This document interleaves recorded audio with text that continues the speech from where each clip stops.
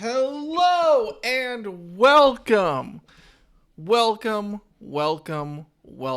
and all, to Playday number 7 of Grand Slam Galaxy. After a slight rain delay, I'm your commissioner, Willie or Won't He, joined by my co-commentator, Silver Lily. Silver Lily, hello.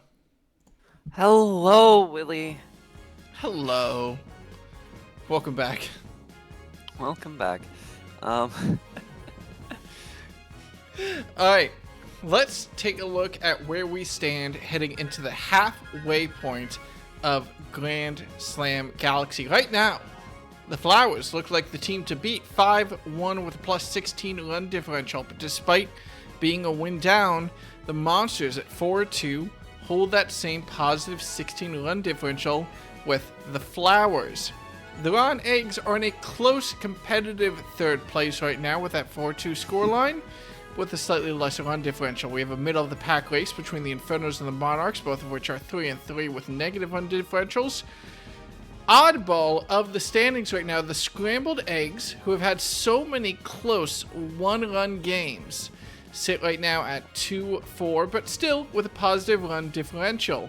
And then right now in our elimination hot seats, though there's still 8 playdays left, the Wilds and the Revenge sitting at 2-4 and 1-5 respectively. But despite the standings, I would say that this is probably the greatest parity that we've ever had in Grand Slam Galaxy. Wouldn't you say that, Silver Lily? I would absolutely say that, Willie. We had, before last Playday, often lamented that the Revenge were not an 0-5 team, and yet that's where they sat at the standings. Now, I have to lament, I don't think they're a 1-5 team, Willie. I really think they deserve better than that. And yet, that's where they sit at the standings, because of how close this league is. How absolutely devastatingly close this league is. Right now, we are in a 14 playday season, and this is Playday number 7. So, this is the halfway point. This is all the teams will have faced each other after today. All the teams will have an idea of who they are after today. And teams like the Scrambled Eggs, the Wilds, and the Revenge all are facing top 4 teams. Actually, I think we have a clean split right now. Let me double check the schedule. Is it all top 4 versus bottom 4 right now? Oh my god, it is. Yeah, that'll be interesting. Our matchups for today. The Infernos in seed number 4 will be taking on the Wilds in seed number 7. The Monarchs in seed number 5 will be taking on the Flowers in seed number 1. The Revenge in seed number 8 will be taking on the Rotten Eggs in seed number 3. And finally, the Scrambled Eggs in seed number 6 will be taking on seed number 2, Monsters. Now, I'm going to highlight one quick match, and then I want to throw it to you, Silver Lily, for what your big highlight match is going to be. The match I'm keeping my biggest eye on right now is probably going to have to be that Infernos Wilds game. Both the Infernos and the Wilds have gone through some pretty big changes so far this season, and the Wilds have been a team where we've always said this team should be dominating the scoreboard. They need to just pull it together, get that streak going, and start scaring up the league. The Infernos have been one of the highest variety teams that we've seen in this league, with the most roster changes and the biggest swings in baseball, getting big wins and also on a couple of playdays taking 5-point above losses, I think, but still in that 3-3 record that makes them so interesting to watch. So I'm going to be watching that game, and I'm going to be thinking to myself, is this where the Wilds at the halfway point can start turning their season around? Or is this where the Infernos, after roster changes in Playday 6, really cement themselves as a top threat in this league? Silver Lily, do you have any comments on that matchup, or any other matchups you want to highlight before we jump into it? Well, I do have to comment on exactly one thing, Willie. The Infernos are a 3-3 team, and where they have gotten all 3 of those wins is DK Jungle at 9. Where have the Really? Wilds chosen to bring the Infernos on this Playday? DK Jungle. At night. At night. So, we now have ourselves an interesting situation. Do the Infernos keep up their winning streak on DK Jungle at night? Or do they finally drop a game to the Wilds? The Wilds are hoping to break a 3-win streak at DK Jungle. At night. Well, also, quite honestly, not having the best record there themselves. Their previous game against the Revenge was DK Jungle during the daytime, admittedly, but they lost that one. And now it's a little bit difficult to check all of their previous appearances on DK Jungle. Well, I'm gonna be. You go ahead. You go ahead. They did win against the Monarchs on day 1. And then The Wilds. Okay, yeah. The Wilds have actually only played on DK Jungle twice, from what I am seeing, and they have a 1-1 record there, both during the daytime.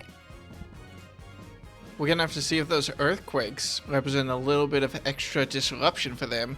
I'm of the opinion, maybe controversially, that DK Jungle during the daytime is even more disruptive than DK Jungle at night. But with that update, actually, I think the Infernos Wilds game is actually going to be the first. Yep, Infernos Wilds is actually where we're starting. So we might as well roll straight into it and talk about these teams. I mean, we already went through the basics with the Infernos actually being undefeated at DK Jungle at night. And with a new look trade, ever since they traded with the Rotten Eggs for Mario, giving away Firebow, it looks like Mario is giving that team a lot more of the pitching consistency that they need, a lot more of the batting consistency that they need. And I think that the Infernos remain one of the strongest small ball teams in the league, competing against the terrifying Wilds slugging chances. It'll be interesting to see which strategy sort of dominates. I think that the Infernos have shown that small ball can play well at DK Jungle. What are your thoughts, additional thoughts at this point on this matchup? Well, the Wilds have a boon for them in the form of the Infernos, frankly, it's mediocre. It is a mediocre outfield. They've got an absolute outfield star in the form of Red Noki, but Red Pianta basically completely counterbalances that by having a good outfield throwing speed and not a lot else when it comes to dealing with long bombs. And the Wilds are largely sorry, a little bit of a cough still. Largely a team that relies on those long bombs in order to get their points. The Pianta's lack of speed in that outfield may be hurting the Infernos today, as they're going to be able to make fewer buddy jump attempts to deal with some of these star DK hits, unlike the Revenge, the Wild's previous contenders, who completely shut DK out. Well, we'll have to see whether the Wilds are able to succeed in that slugging potential, or whether it's the Infernos who will keep up their dominating streak at DK Jungle at night. As we head into game number 1 of Playday 7 and both of these teams' last new matchup of the season. Double checking that we're all good. Yep, we are all good. Let's watch the Infernos take on the Wilds, as the Wilds have chosen to take us to DK Jungle one more time at night. Will that be the last time I say it? Maybe. We'll have to see what happens in the recap.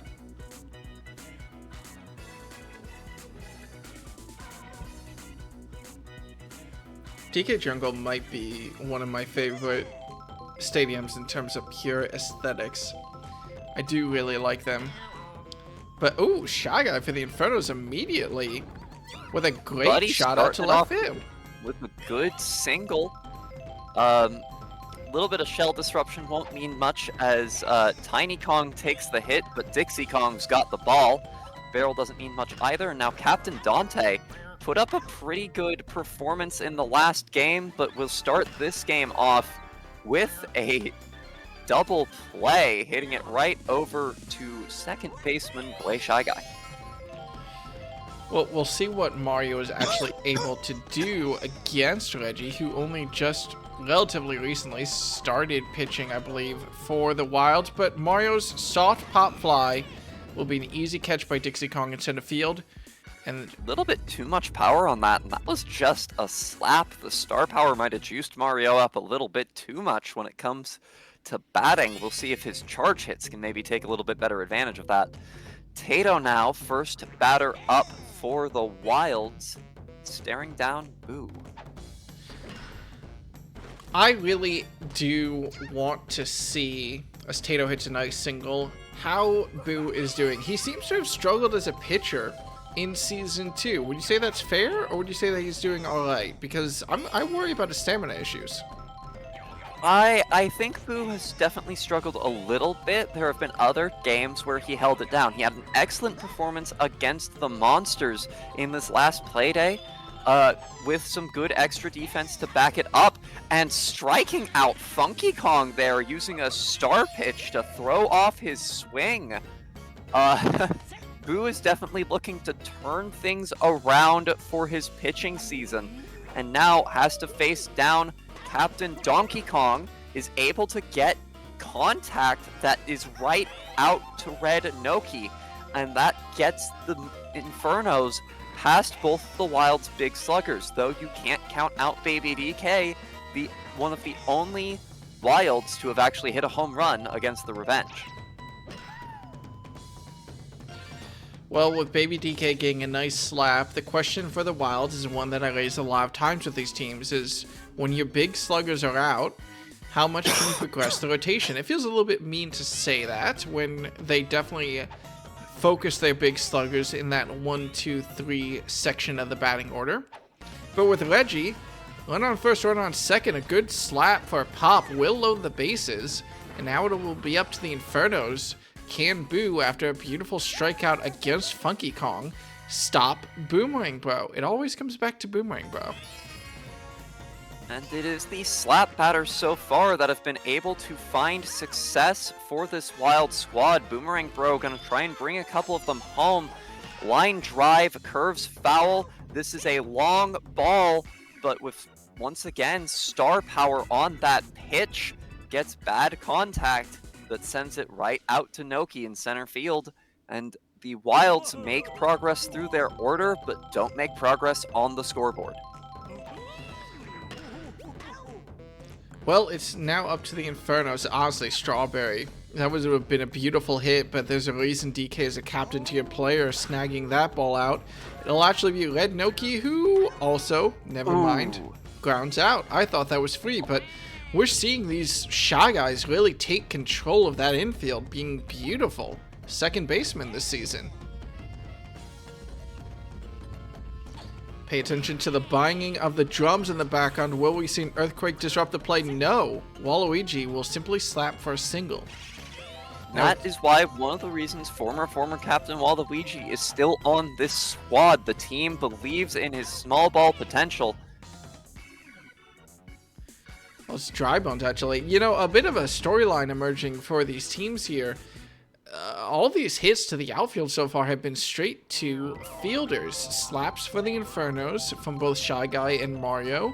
Line drives from the Wilds, including that line drive from Boomerang Bro right to Red Noki in center field.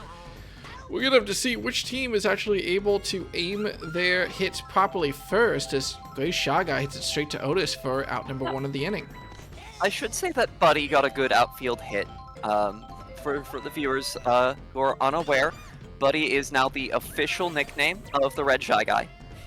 Is he? Buddy got a good outfield hit, first at bat of the game, and was able to make it to first off of that. But nobody else has really been able to repeat their success. At least in the outfield.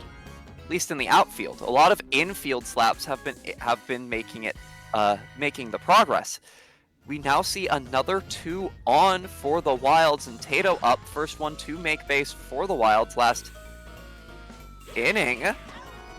Is swinging for the fences, but the buddy jump from Red Noki is able to cut things off in time. Not quite enough throwing power to cut Dixie Kong back off at second. And the team won't really even try, they'll just make sure she doesn't turn around and go for third again. Well, with Strawberry in that right field, it'll be curious to see whether any hits. That's the exact type of hit that you need in order to get a home run on the Infernos, but you need to do it with a little bit more force so that it gets out of the outfield before Strawberry can get in position. We saw that there are any batters who might do it, it would be these two, but it doesn't really matter what Strawberry's position is when you hit right to him.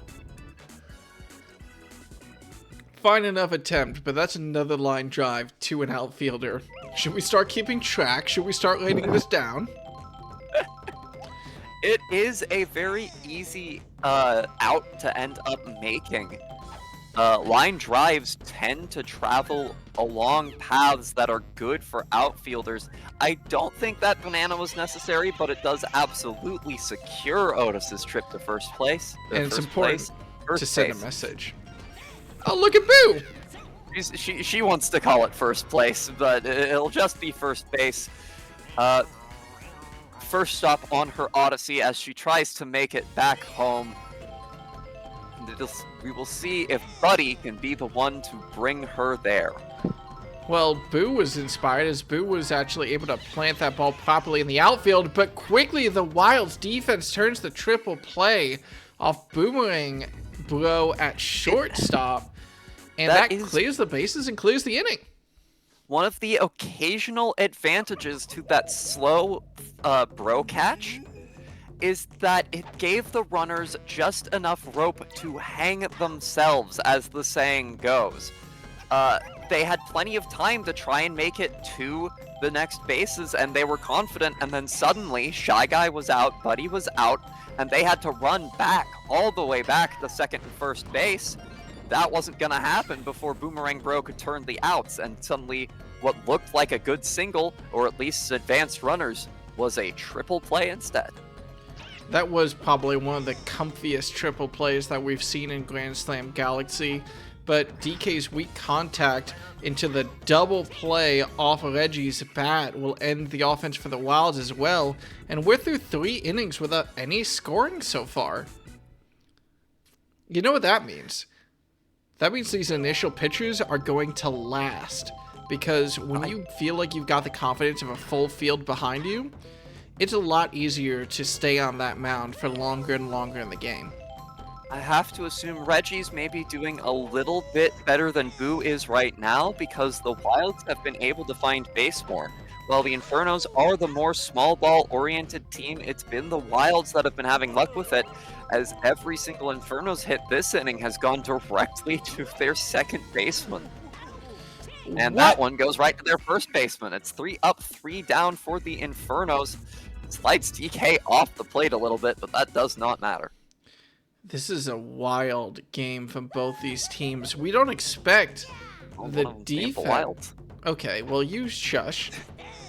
I mean, this might have been the longest. I don't want to say this is the longest we've gone without scoring in Season 2, but it's definitely like top 3. Boomerang Bro will attempt a deep hit, but it looks like Dante and Red Noki are there with more than enough time to make that catch.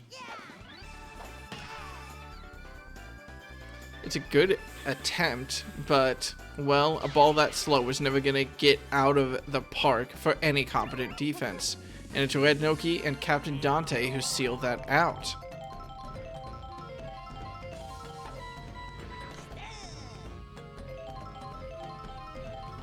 Can Gray Shy Guy?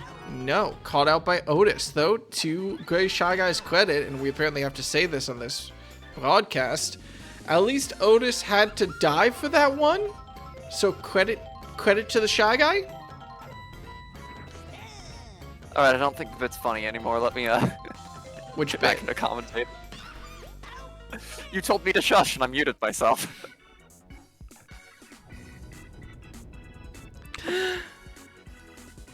It would be really mean of me to say I didn't notice, but I did wonder why you were being so quiet. We are now in the top of the 5th, scoreless with two very high scoring potential teams. The Infernos have not had a game like this since their game against the Revenge on DK Jungle at night, which they won 4-3. You would kind of expect the Infernos to be the team to break away in this situation, because when the defense is locking down these hits, you kind of expect that to affect slugging teams more, and for small ball teams to have more of an opportunity to sort of sneak out hits like Drybones did there. But they're having just as much trouble, if not more trouble, than the Wilds right now. Strike one against Otis. They have one on with 2 outs. If they want to find success, they've got to do it quick. Ooh, Dixie Kong just barely snagging that one before it touched Earth. That will be a fly out from Otis. It was looking like it might have been a good single, but Dixie Kong is one of the best center fielders in the game, at least in terms of speed. Finally, it looks like it might be the Wilds who are figuring out how to touch the grass in the outfield, as Tiny Kong hits another good single. Although, to be fair, it was Buddy and Boo who have had the most success in that regard so far. But are the Wilds catching up? Tato says maybe? That's a good hit out to center right field. Probably one of the best hits we've seen so far. And for the first time this game, we're going to have a runner on third base. Some refinement from Tato. Her previous shot out to right center field was too powerful, but not powerful enough to escape a Buddy jump. Oh, no. So, oh, well, there's a sprint over in time. The jump is up in the air, and it's good. The question is, can they return it in before Tiny Kong runs home? And the answer is no. It'll be a sacrifice outfield fly. Yeah, it's a sacrifice fly from Funky Kong, the one hit that will finally open up the scoreboard. And we have an 0-1 game between two of the teams that are considered some of the better offensive teams in the league, by many. Well, Now, there are also plenty of people who would disagree, but after the way the Monsters had been tearing out, DK with the long ball, it'll go fair. Red Noki Interesting just thought play that from Red Strawberry had Noki that. there to start disassociating in the outfield after watching that one bounce off the fence. We've all been there, but now there's a runner on second, runner on third, only one out, and the Wilds have found the hole in this defense. That Baby DK is going to get another single. That's going to move runners to the corners, bring in run number 2, and with only one out on the board, there's so much more position for so much more damage as Reggie and Boomerang Bro are up next. I do say you never know what you're gonna expect, what to expect from the Infernos. The last time they went scoreless for this long was against the Monarchs in what looked to have been a dominating Monarchs game that suddenly turned into a close game in the second to last inning before the Infernos decided to let them have it anyway. Well, now the Infernos will have to tap into that comeback potential. So far, they're down 3-0, but finally a double play will get them out of the inning off Boomerang's bat. Boomerang Bro's boomerang, I suppose. The Wilds go up 0-3 heading into inning number 6. I have to say, Waluigi is an amazing batter, but I think his pitching skills are pretty overrated. While it was Boo that got that inning started off in terms of pitching for the Infernos, Waluigi was sent in to try and recover it after Boo tapped out. Just does not have the recovery potential that you need from a pitcher who is supposedly of his caliber. Well, so right now, speaking of caliber, Boo and Buddy, two batters that you might be dismissive of. On first and second after two good outfield hits, these teams have figured out their bats, and now it's up to Captain Dante to try to advance these runners. He'll hit foul on pitch number 2. On pitch number 3... Probably see a slap here, which is good. It's to right field, lands in front of Tato, and we have our first bases loaded situation of the games. No outs. Wilds fans hoping for a noble tiger, while Infernos fans are hoping for Mario to do anything. The trade charging. Ooh, that's a good line drive out to back left. That'll bring in at least 2 runs. Tiny and Dixie struggling to get a glove on it. Captain Dante is going home. Will he be caught out? No, he touches safe, and suddenly we have a tie game. Roots disruption on a beautiful line drive out to left center field, or would that be center left field? It's hard to tell sometimes. That is a beautiful hit from Mario. Roots disruption throws off the buddy throw attempts by the Wild's outfield, which is able to bring into Earthquake. Disrupts Dixie Kong, and she still hasn't recovered. I think it was a 1-2 Earthquake pow block. That turned a good Strawberry single into an RBI triple. Yeah, we have to watch Dixie Kong here. What happened? She got hit by the barrel!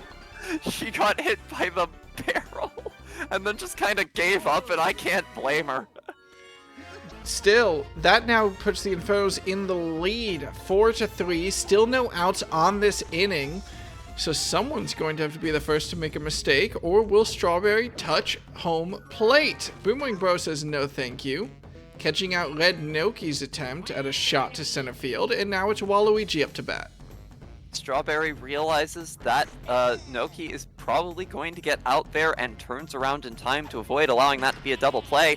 Waluigi with a good slap hit, but these Shy Guys are still amazing defenders. A good jump will be the first fielder to shut Waluigi down.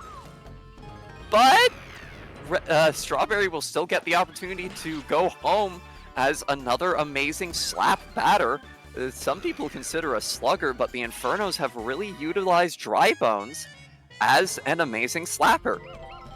I think that the Bones are fairly easily categorized as one of the best slappers in the league, behind maybe only the Toads, but they do compromise a little bit on that slapping potential for being capable of hitting home runs. Finally, Boomerang Bro will field Otis's hit for the 3rd out of the inning, and after almost five full innings of silence, both teams fire up their offenses, and we have a very respectable 5-3 scoreline.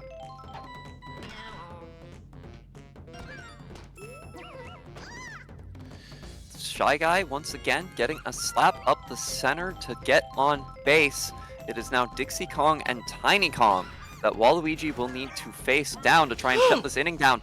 Bananas coming in time to stop Buddy's hero play. That could have been a double play, though I think he was actually turning to throw to first, so it might have only been a fielder's choice instead. A high slap from Tiny Kong will now load the bases, and that'll bring Tato up to plate. This is a very dangerous situation for the Infernos because the two big sluggers from the Wilds come up after this, and Waluigi's going to start dipping into the star power to try and throw Tato off her. A double or triple play could be game-saving here, but Tato knows Waluigi's tricks. She's been in this league for a couple seasons now. Here comes the second star pitch. It is a slap. It's 1 out, 2 out, ground out into double play with one runner coming in off of it. Diffuses a lot of the scoring potential, but not all of it, as Waluigi tires and the sluggers step up. Funky Kong facing a strikeout earlier in this game. Can he get a hero hit? It's high. Dante needs to start running in to get it. He just doesn't go for it. He just doesn't go for it. Dante and Noki stand there and watch as Funky Kong drills a 2-shot homer to give the Wilds the lead. Okay?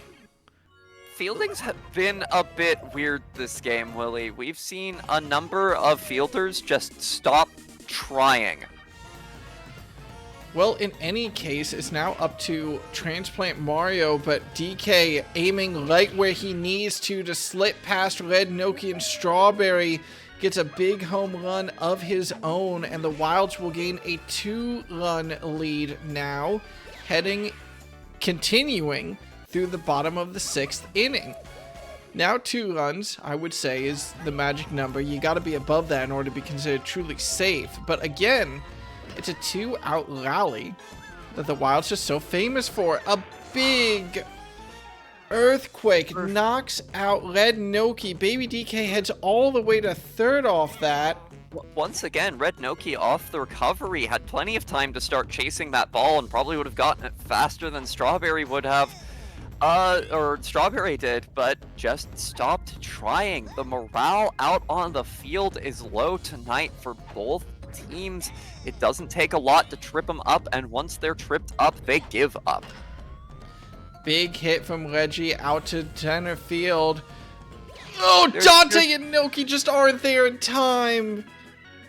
They went for it this time. They thought that maybe it was going to stay in the park, but no, Reggie edges it out, and the Wilds hit 3 big home runs in 1 inning to gain a 4-run lead now over the Infernos. All, I should say, on 2 outs. And now it is really up to Mario to prove his worth as a pitcher after that. And gonna need to prove his worth as a batter some too. The Inferno's 5-run inning responded to with a 6-run inning from the Wilds after they had 3 earlier, but they have finally chased Reggie from the plate. Donkey Kong still an amazing pitcher, but we'll see if he can have the stamina to make it through. A long ball by Boo. That's going to be another disruption play. The fire finds Dixie Kong, and Boo gets a triple on what might have been an out. Probably was a single, I think. I think that was a single. Was there in time to catch it before that? And Buddy is not going to bat him home. Boo decides to stay at 3rd on that one. Probably didn't want to risk getting caught out since it was being hit to left field. Now it's up to Captain Dante. The line drive will go right to Tato. Boo won't advance off that one. Not enough time to reach home plate. And Mario, the relief pitcher that has seen so many home runs, now needs to give some relief for his team. Runners on the corners. 4 runs down. Slap goes right to Gray Shy Guy, who turns the double play and ends the inning. So Donkey Kong has absolutely taken the lead in this classic rivalry. And it is suddenly looking very rough for the Inferno's chances. They have to navigate through this inning without letting up any scores, and this is exactly the point in the previous inning where the lineup started. This long ball from Shy Guy will probably be an out. The shell is fired late, and there are no earthquakes to disrupt this time. Just a string of bad luck and bad calls for the Infernos took a good position and turned it into a 4-run deficit that they have to try and make up. Well, that's 2 quick outs for them, at least on defense. And Tiny Kong, will she be the last batter of this inning, or will she allow the top of the order to come in? Pop fly, caught by Strawberry at the tip of the glove there. And we cut away because we don't want to show violence on TV. That is 3 up, 3 down. The cutaway might have actually saved Strawberry's life because it switched to the animation of him coming in from the infield, which can't be disrupted by the barrel. Well, the Infernos have a bit of a hole to make up, and they'll start with Strawberry, whose slapping power comes in clutch for a good single.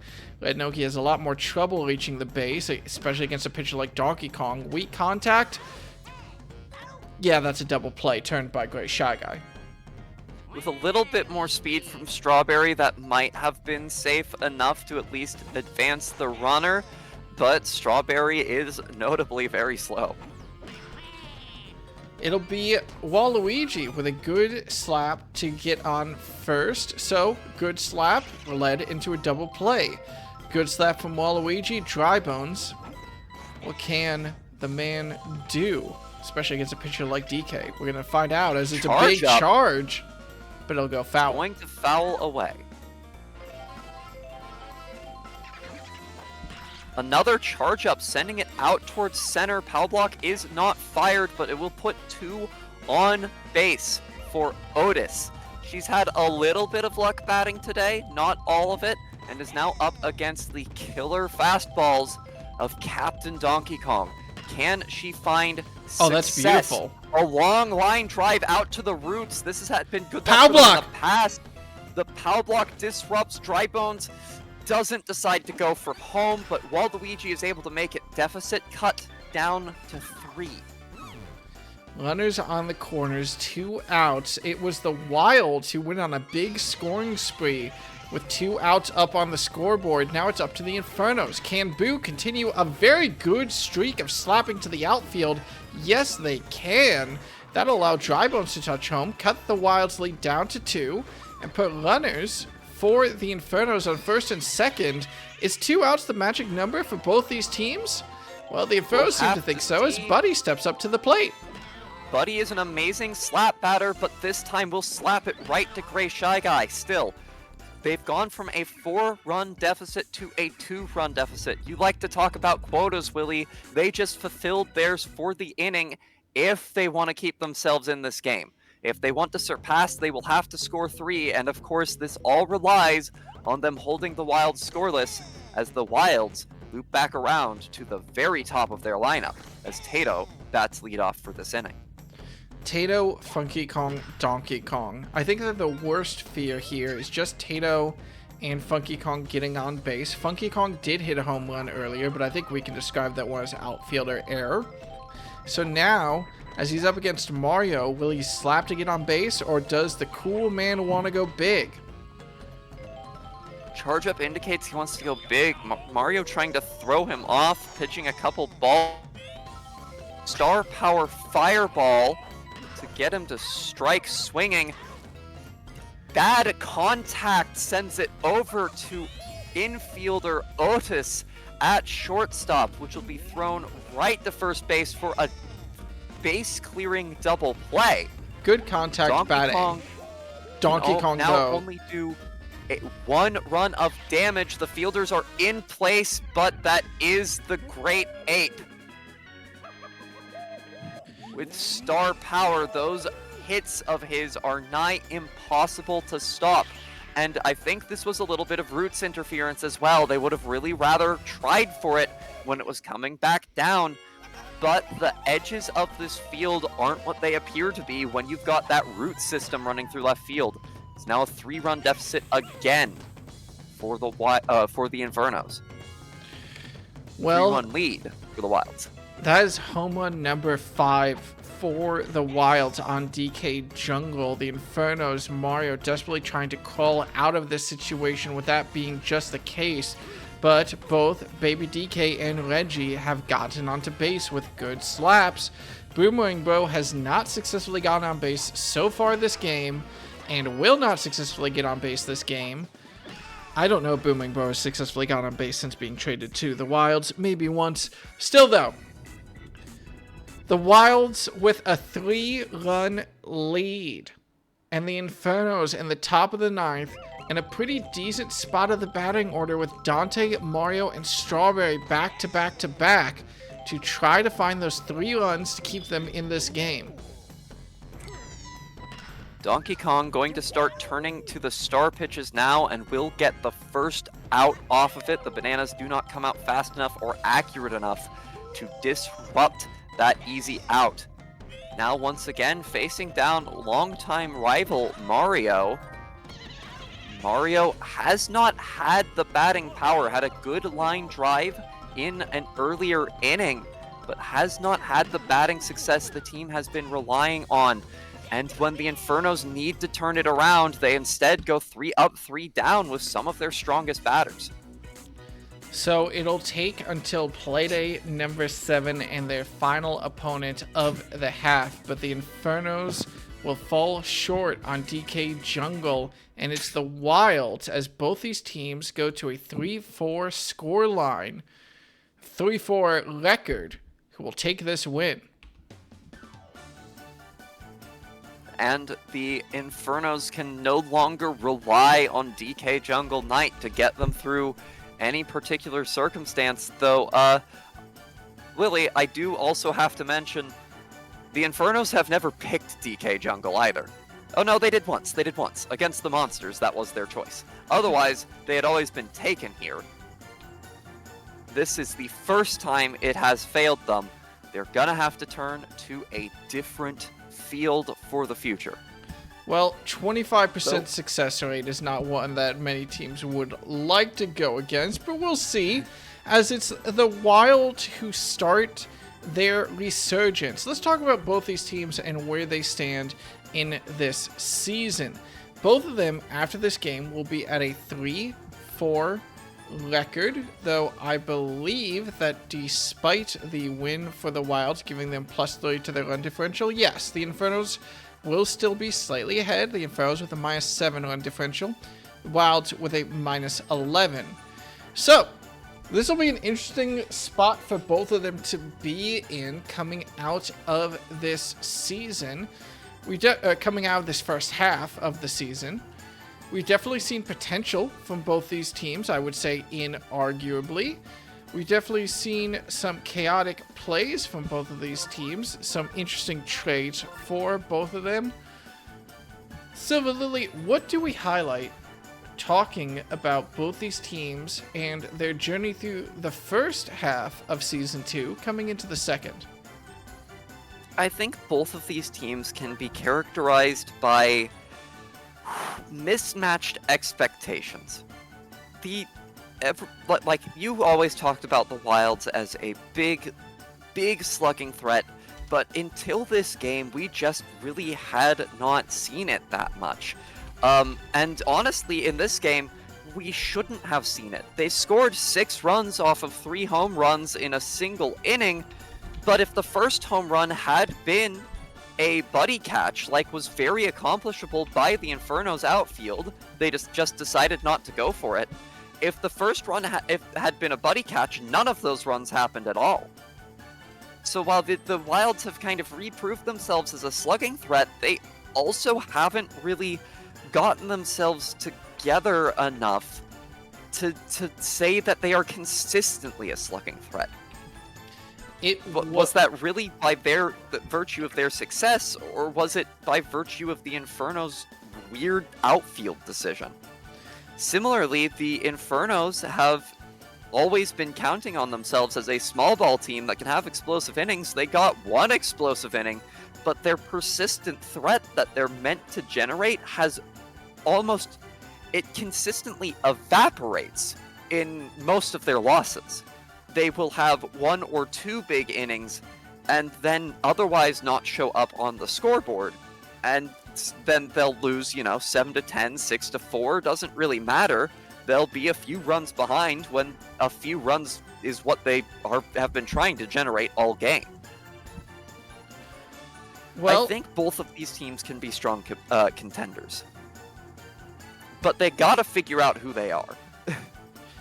That's kind of the storyline of both these teams fairly enough. I would say the Infernos are definitely on an upswing with their trade and Mario patching up a lot of their pitching worries.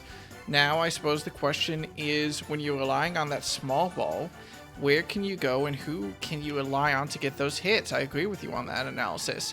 The Wilds did get 5 home runs in this game. Which is pretty impressive considering 1 was an error. The other 4 were pretty solid. And the inning did end earlier because of that, but the Wilds also didn't get to pitch inning number 9.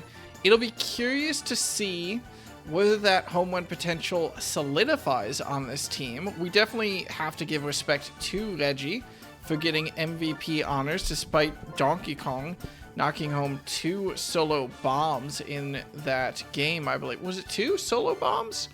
Or was one of them a 2-run bomb? No, it was 2 solo bombs, because one of them came right after Funky Kong's 2-run, and one of them came right after Funky Kong hanging into a double play. Yep. Still, though, Reggie was more of the consistent offensive threat not only getting a 2-run home run, was it 2 or 3? Reggie had a pretty significant home run of his own in that 6-run inning, and he was able to pretty consistently get on base in a way that tired out the Infernos pitchers. Well, it's a well-earned win for the Wild off the back of home run after home run after home run, and it's a respectable loss, relatively close for the Infernos. Both these teams will sit around the middle of the pack with a 3-4 record, and we'll have to come back in and check in on them once Playday 7 is finished. For now, I think it's fair for us to kind of rattle our way up the standings. We had the 4th place team take a play their game. Let's head to the 3rd place team. Next up on the schedule, the Revenge take on the Rotten Eggs in Mario Stadium. This will actually be the first time the Rotten Eggs have played on Mario Stadium, but the Revenge are familiar here, having played the Monsters on Mario Stadium earlier in this half. It'll be curious to see, whereas last game we saw Mario, who... The big trade that happened 2 Playdays ago was Mario and Firebro. Mario from the Rotten Eggs to the Infernos. Firebro from the Infernos to the Rotten Eggs. Mario having a little bit of trouble on the offense last game, but still showing up and pitching, which I think is where he's really needed on that Inferno squad. Firebro had an excellent debut on the offense of the Rotten Eggs, but he has a hell of a defense to crack, as the Revenge have one of, if not the best outfields in this league. Storylines heading into this. Silver Lily, I'm going to ask you about the Revenge in just a second, but the Rotten Eggs were actually the last undefeated team in this league through 3 Playdays before they had a boatload of trouble in Playday 4 and Playday 5. Running into tough opponents and getting scrambled by their rivals, the Scrambled Eggs, and losing pretty heavily, 10-17, to the number 1 seed right now, the Flowers. Rebounding back on Playday 6, it'll be up to the Rotten Eggs to show at the end of this Playday whether they're a top-tier team or whether they're going to be facing some struggles heading into the second half of the season. Silver Lily, what exactly is going on with the Revenge after 6 Playdays? Well, as I used as an example of how close this league was right at the beginning of the Playday, the Revenge do not feel like a 1-5 team. They have had nothing but close games, no absolute stomps, and they have competed with some absolute powerhouses and had... Well, this is Playday 7. At this point, this is the last game they play before having played everyone in the league once, right? Yep. So they have competed with all of the other top teams. And I think the most decisive win against them, let me check their history, Willie.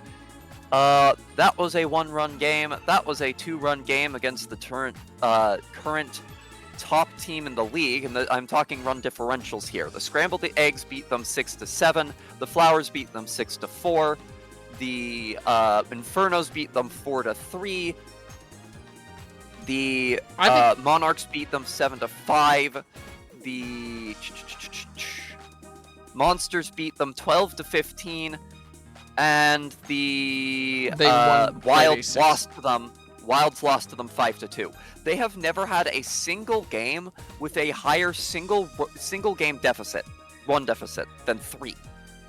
They have shown the offensive capability to compete with the Monsters and the defensive capability to compete with other defensive powerhouse teams like the Monarchs or the Flowers. I would say, honestly, that the Revenge are the defensive powerhouse of the league. I would say they have the best defense in the league. All of their games have been incredibly close. Could have gone either way. The team is 1-5. It just hasn't tipped in their favor more than once. And that was against the Wilds, who they shut down in honestly spectacular fashion, completely shutting out Star Slugger Captain Donkey Kong, who we saw just last game how much effort it takes an outfield to prevent Donkey Kong from scoring. This team can do it, but they're also the team most in danger of being the first eliminated team from the playoffs. They do have one sort of thing going for them, which is that the first half of their season featured 3 home games, and this will be their 4th away game, which means that they will be slightly more home games, slightly more ability to determine their destiny in the second half of their season. But we've said so many times through this that it is just one little thing separating the Revenge from the top of the scoreboard. Even now, they still have a better run differential than 3 teams in this league, despite only having 1 win to their name. And that's after we tabulate the fact that the Wilds just got their 3rd win. So, can the Revenge pull it together in the last game of the half? Or will the Rotten Eggs secure themselves as a top seed team after struggling through Playday 4 and 5? The Rotten Eggs versus the Revenge. The Revenge versus the Rotten Eggs. Brought to you now. Game number 2 of this Playday takes us to Old Faithful Mario Stadium. I kind of forgot, I'm a little bit nervous about player protest here because I kind of forgot how to stop a player protest for like a fraction of a second there. I'm scared. Well, we'll have to see. We're good. It appears everything is alright and they are ready to play. Eggman stepping up to the plate for the Revenge, facing down Thermite on the mound. A lot of teams beginning to turn to those first pitching those me starting pitchers, those Jersey starting pitchers again. We saw a little bit of that last season, and it's really picked up in popularity on this one about halfway through. Well, these jerseys are really responsible, consistent players who are known to last a little bit longer on the mound than some of their counterparts. Though Thermite be having trouble after 2 good base hits from the Revenge. Now Neru drills one out to right field, and the Revenge are starting this game good and hot. That's already an RBI and runners on the corners with no outs. Interesting choice not to fire the boo there by whoever is up next at bat. You're not going to get a better opportunity. The ball had stopped moving. Well, now it's Brown Critter, 2 on. Great opportunity for a big 3-point homer to give the Revenge a nice early lead in this game. Slaps it, though. Statler's not able to get under it. Diddy Kong, afraid of that pop fly getting caught, stayed, but the Rotten Eggs remain in trouble because there's still so many good slap hitters from the Revenge. Bases loaded and no outs. And there's another great slap hitter. Green Dry Bones showing off the power of that bone. Will put runners on the corners, and a total of 3 have come in already. 5 batters up, 5 batters on, and 3 batters in for the Revenge. This isn't even the scariest part of the rotation. Thermite still needs to get through John Wick and Hammer Bro. Another good hit. Yellow Shy Guy isn't able to get under it, but does catch John Wick out by an inch at first base. Hammer Bro up now. We could see one of those decisive Hammer Bro long bombs. Doesn't have the star power that teams often like to give players of that caliber. That could have been a double play, but in Salamander's desire to prevent another run, decided to throw home to cut off BK instead. So they only get 1 out, but they do prevent a run, and now it is Peridot. We'll have to see if she has what it takes to continue the inning. She does not, but that is everyone except Ollie up at bat. That is with 3 in, 2 on, and 3 out. That is 8 batters in the first inning for the Revenge, and now it's up to the Rotten Eggs to see if they can respond in kind. Well, they Yellow will immediately start falling earlier as Yellow Toad hits it out right. Well, a good diving catch by shortstop BK. The Revenge aren't known as an offensive team. They've kept it very close with all their opponents, but scoring has always been a bit of a problem for them. Not right now, though. Berto does reach first base to start off the offense for the Lots and Eggs, but, well, one slip-up, one hit from Yellow Shot Guy that goes the wrong way, and a double play clears off the bases. And the Ron Eggs will have to sit on that 3-run deficit. The Revenge are looking like they have a hot start to this game.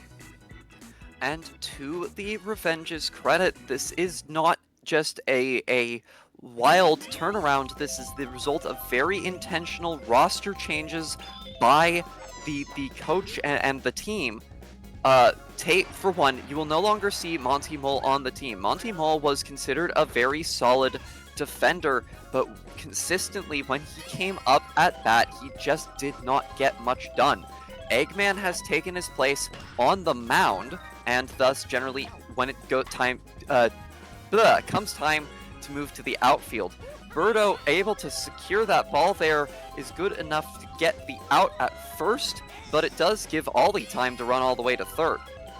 Though Ollie had already been at second, so it's just one base advance. Another weak contact to Berto will be another out, and Ollie can't come home off of that one, so it'll be up to Neru to try and bring her home, and it's a good hit out to right center field. She's getting a little greedy, but will successfully get a double off that. Excellent offensive play by Neru. But it's not just Eggman subbing in for Monty Mole. It's also re-adding not only the trade that sent Boomerang Bro, the more defensive bro, to the Wilds in order to pick up Hammer Bro, the more offensive bro, but also re-adding Green Drybones and John Wick to the lineup. BK not going to find much success here. It will be a second out, and because though he had reached base because it was caught out before it hit the ground, Neru running home does not count. And I will stop talking about the Revenge's offense now because they're back on defense. Wario has really not shown up so far in offense for the Ron Eggs, quickly grounding out to BK at shortstop. But now, can the Ron Eggs start something? A very dangerous section of their offense coming up with Statler successfully slapping to get on base. That'll be a single. God, that is a... I was going to say that Ollie had an arm, but she kind of doesn't. That's kind of what she does. Regardless now, Salamander. Ooh, big hit out to left field. Wait a moment. Power from Ollie there. Does that curve foul? It No. doesn't. That is a 2-run home run to cut the lead down to 2. Big hit from Salamander to bring the Rotten Eggs back into this game quickly. And while there is still an out on the board, there's two relatively scary batters now for the Revenge to deal with. First, Thermite for Neru. Good slap to right field, will hit grass. That's pay dirt for Thermite, who gets on base, and now it's the big trade himself. Firebro with star power, a runner on. Slider watches the first slider. Neru now with pitch number 2. Fastball on the inside, caught. It's not high, but it is good enough for Thermite to advance. Again, the right fielders for both these teams are on point as Peridot throws it to first to catch out Firebro. That's a breath of relief for any Revenge fans. It is now up to White Pete to try and tie this game up. A hit like that's a good single. Oh! Or is it? It just barely is. Once again, absolute amazing power from that throwing mind of Ollie in the outfield. Just telekinetically levitating that ball. And I'm certain that the coach of the Revenge will have no words for me after this game. Well, Thermite does successfully touch home after Yellow Toad hits an RBI, and the Ron Eggs have reduced their deficit to 1. Berto is up now. She does successfully find a slot in the defense, and what might have been an easy field actually, with Boo assistance, allows YP to get all the way home. So, just like that, runners on the corners, tie game, 1 out, and the Ronigs have very quickly brought this game back into a very scary place for the revenge. Okay, well, maybe mildly intimidating with the yellow Shy Guy up to bat. I mean, you could be scared of him. Well, There's the 2 Shy outs Guys too, by have the way. been solid slappers, at least for other teams, and these shots up the center are always devastating, and this team has gotten nothing but shots up the center, except for a couple to the exact right spots in the outfield with item support this inning. It has been difficult for... It would be difficult for any team to get get out of this inning safely. And we can see that because, again, I do think the Revenge are one of the best defensive teams in the league, if not the best. I think they are the best. Well, Diddy Kong is brought in, but Wario is actually successfully able to get on base with a good hit to center field. Now base is loaded, 2 out, and Diddy Kong faces down Statler. The Ronigs already have a 1-run lead, but will they expand it? Diddy Kong says no with a star pitch. Statler has to watch that one. They are completely out of star power already. I didn't think they had used that much, Willie. Another excellent hit to... Okay, they find the out at first. Some great fielding by Peridot and Hammerbro to chain that ball all the way to first, but their 4-run lead is gone in an inning and replaced with a 1-run deficit. Thermite also under pressure here as Green Oh my God. Drybones sends a long shot. Statler doesn't have the speed to stop that one. These left field bombs have been killer this game for both teams, and Drybones running past Salamander like, hey, look what I did. I think that the seats in left field are about to increase in price. Thermite will be taken off the mound, just like the starting pitcher Nehu was taken off the mound for the Revenge. And with Wario brought in, that's decent news for the Ron Eggs. Berto is an excellent shortstop, and the longer she can last on there, the better it is for the Rotten. Though John Wick's hit is caught out by Salamander for the first out, trying to aim for that same hole that was so much success for Statler and Berto last inning, but Salamander catches it. Hammerbro, though, doesn't need to aim for some sort of weak infield hole. A good line drive out to center will let him get a single. Now that we are back on the Revenge offense, I was going to say, this is the power of some of these Revenge offensive substitutions. Maybe slightly weakening up their defense, but not by a whole lot. They still have good infielders. They still have amazing outfielders.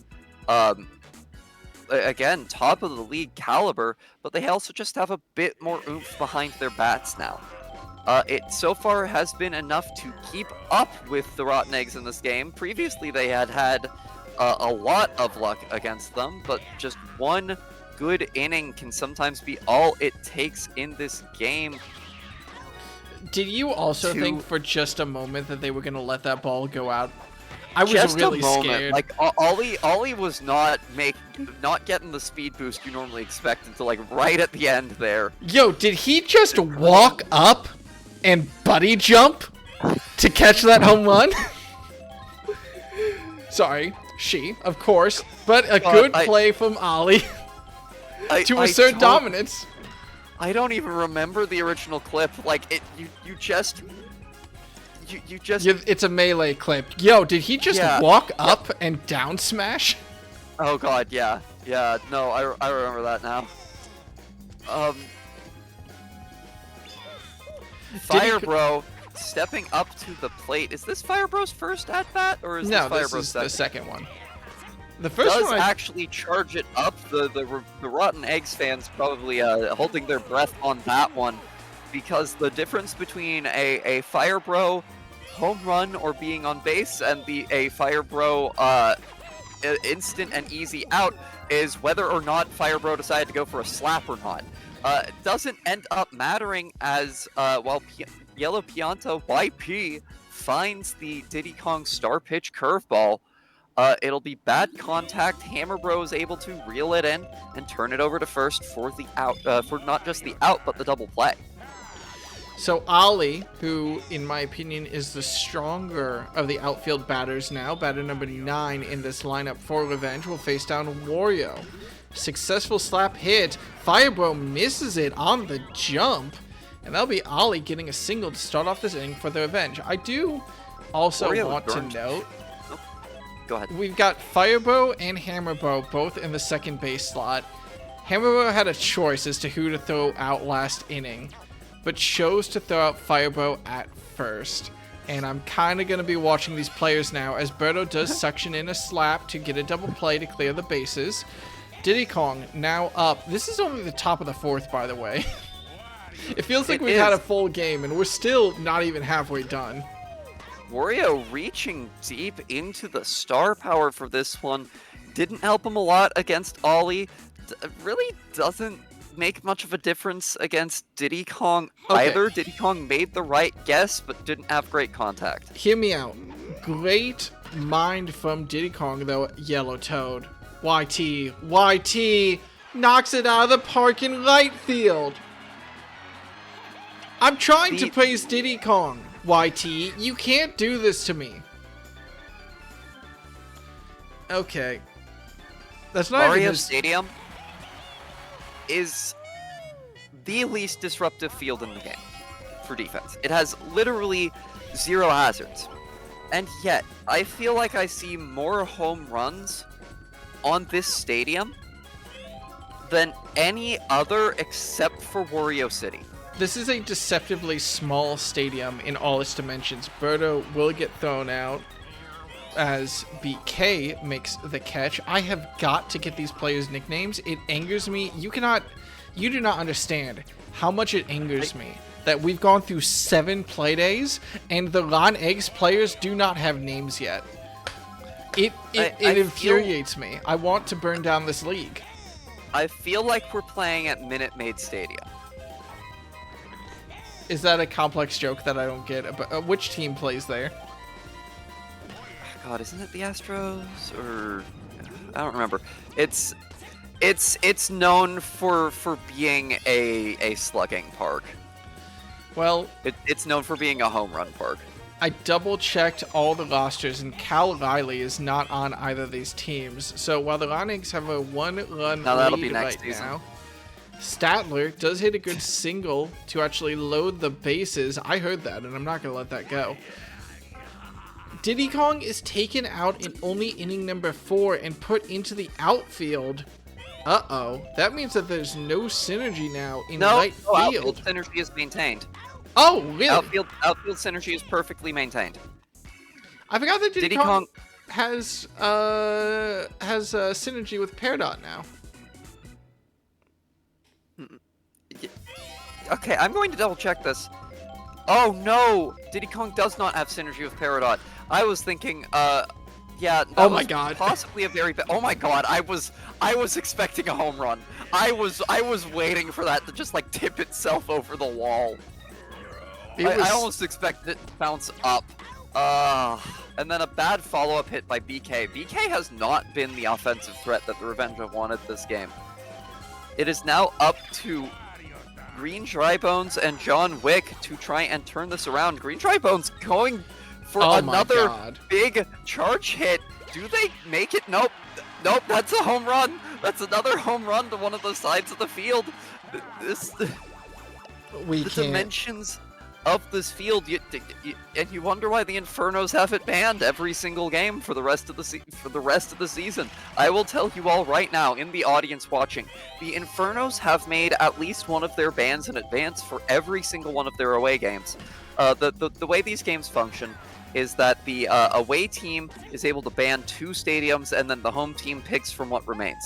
The Infernos have banned Mario Stadium in every single one of their away games in advance. And they've had that since, I believe, the first Playday. Since the first Playday. Yep. Hammerbro now 2 outs, 1 runner on. Opportunity to secure a decent league for the Revenge, but just takes a slap. Has much better slapping power than Firebro. It'll be enough to get on base. but now it is Peridot up with the RBI chance. And Willie, you were saying earlier you think she is probably the weakest batter on this squad right now? Right now, but a line drive to center field touches grass says otherwise. inches outside of Statler's range, and now that's bases loaded for Ollie, who has star power this game after being given it at the last moment by Revenge Management. Slaps it, it stays in the infield though. Firebro fields it. The Revenge with a chance with the loaded bases are stopped. They will be starting at the top of the batting order next inning, which is good for them, and they have tied this game. Can the Rotten Eggs gain the lead? We'll see in the bottom of the fifth as Thermite is the first batter It's only up. the fifth inning. It's only the fifth inning. We're at least 2 pitchers deep for each team. We're on the 3rd pitcher for the Revenge. We're still on the 2nd pitcher for the Rotten Eggs, but I think Wario's got to be starting to tire sometime soon. We're seeing charge pitches or charge hits by star batter Firebro. It'll be good for a single that advances Thermite 2 bases.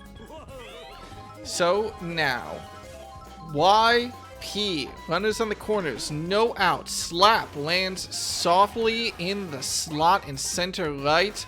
Thermite hesitates a little bit to make sure it's not a caught out pop fly, but will run home and give the Rotten Eggs a 1-run advantage. One of the things I do appreciate about this stadium is that they do have a proper scoreboard in the back. We can see that there have been a total of 33 hits so far this game, and that number is just going to keep going up. As a reminder, it is the bottom of the 5th. YT hits a single for himself. Bases loaded. Captain Birdo up. She hasn't had a lot of success at the batting box so far, but as Ollie pitches a curveball, she catches it with the tip of her bat. It's aimed perfectly in the slot, and that's going to be, 2 more runs brought in for the Rotten Eggs.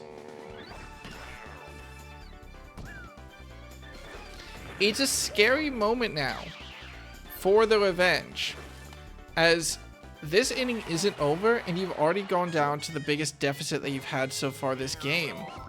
6-9, no outs, runners on the corners, and Ollie needs to pull herself together and start getting these players out, because the deeper the Revenge go into their pitching lineup, the more danger there will be. A good play from BK, though, will secure a double play and give the Revenge a little bit more breathing room.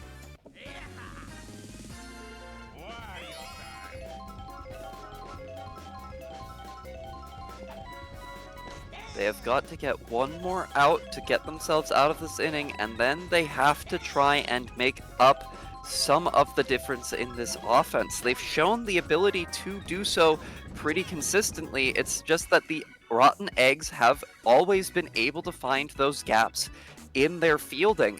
It's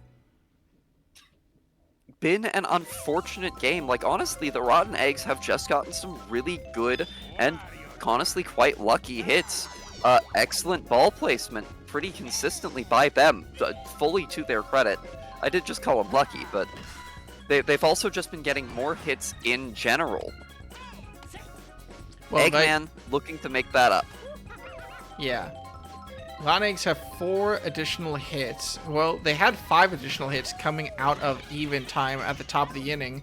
Diddy Kong hits into another double play as Birdo catches that, fields it, and throws out Eggman at first. So now it's up to Naru to get a runner on for Brown Critter, BK. Can she find a safe spot for this ball? She tries it straight up the middle, but Firebro reels it in and gets the 3rd out. The Revenge will have to go another inning before they're able to start reeling in this lead. BK, you gotta fire those items. Might have been able to break up the catch from Firebro there. Had a bead, but didn't pull the trigger. Ollie is starting to tire on the mound, but honestly, Willie, I think depending on who gets subbed in, that might actually be for the best. If Ollie gets sent to right field, it will restore. Well, let's see what outfield happens. synergy, Well, and that you is called what it. happens. Peridot comes in, subbing out her girlfriend. Maybe not the best pitcher, but does restore that crucial bit of outfield synergy for the Revenge. Instantly put to So the test. I don't know if anything could stop that. That was just an excellent hit by Salamander, and it was directly to center field, which is one of the hardest pitches, or one of the hardest home runs to catch with a buddy jump. The hardest home runs to catch are always the ones directly to one spot on the field. Up the center field line, up the right field line, up the right baseline, up the left baseline. Those will always be the hardest one to catch. Well, the Revenge aren't out of this inning just yet, as Thermite gets a base hit and lines himself up for Firebro. Firebro hasn't had a lot of home run success yet, but has always touched base. That was high. That was really high. Yeah, that's out of there. That's two two-run homers back-to-back, and the Rotten Eggs offense starts to explode on Mario Stadium, launching themselves up now to a 7-run lead in the bottom of the 6th.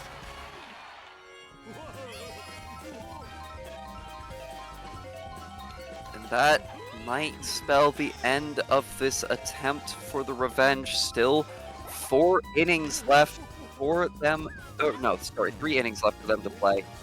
Power block isn't going to matter there, as you cannot power block a para player. And Ollie is Paragoomba. Still, a 7-run lead is going to be very difficult to surmount. While their offense has been explosive at times, that's generally been out of the Revenge's reach.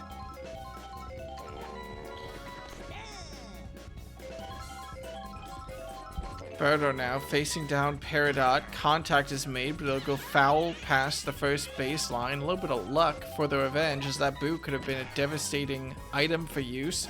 This time, won't be much use at all. It'll still be a single for Birdo. Put runners up first and second as Peridot starts to tire. And the Revenge need to find their way out of this inning sooner rather than later. They'll do just that. Yellow Shy Guy hits it right to BK, who turns the double play. And it's a 4-run inning for the Rotten Eggs. Honestly, if you're the Revenge here, I don't think you're too worried about Peridot tiring. Peridot moving to pitching was always a move meant to restore the outfield. It did exactly what it was meant to do. Now you can send her off after having gotten an inning out of her. I have to say, these Revenge players keep positioning themselves against Wario Trick Balls so that if they pick the right ball, they hit it, and if they pick the wrong ball, they get beanball. Big hit from Brown Critter. There is synergy. That's caught. Honestly, I think sure. It's an intelligent move from the Rotten Eggs, or not the Rotten Eggs, the Revenge players. What you were just talking about with the Wario Trick Balls. You know, if he's gonna throw a pitch like that, take it on the chin and get a free base off of it. Green Dry Bones, who has already hit 2 big home runs this game, now faces down Wario. Slaps it. That will successfully touch the ground for a single. I think slaps really may be the way to go for this Revenge offense right here. They need to be keeping up consistent pressure on these Rotten Eggs pitchers to try and force them off the base. Birdo has been a menace in that infield, but she will be the next one to step up. If they can get her onto the plate, that could provide them the opportunity they need to try and carve away some of this huge lead that the Rotten Eggs have built up. But first, they have to stop it from getting even bigger. The Rotten Eggs are definitely comfortably in the driver's seat at this point in the game. After a close start, firing away with multiple big innings, but now it's up to the Revenge. They've had amazing defensive success before, and as they get the first out of the inning off of Yellow Shy Guy's bat, now they have to stop Salamander, who's already had two big home runs this game. The first attempt will run foul. Runner on first, but no, BK easily catches that one out, turns the double play. Warrior's not going to be able to tag up nearly in time for that one. And it's a silent inning for the Rotten Eggs for the first time since the bottom of the 3rd. The Revenge are in a little bit of an awkward spot. Hammerbow starting is not what you want to see, but they are given some grace. Birdo swapped in to pitch. That's not the best news, as Birdo is just as good a pitcher as Wario, but it is good news in that she's no longer in that shortstop position.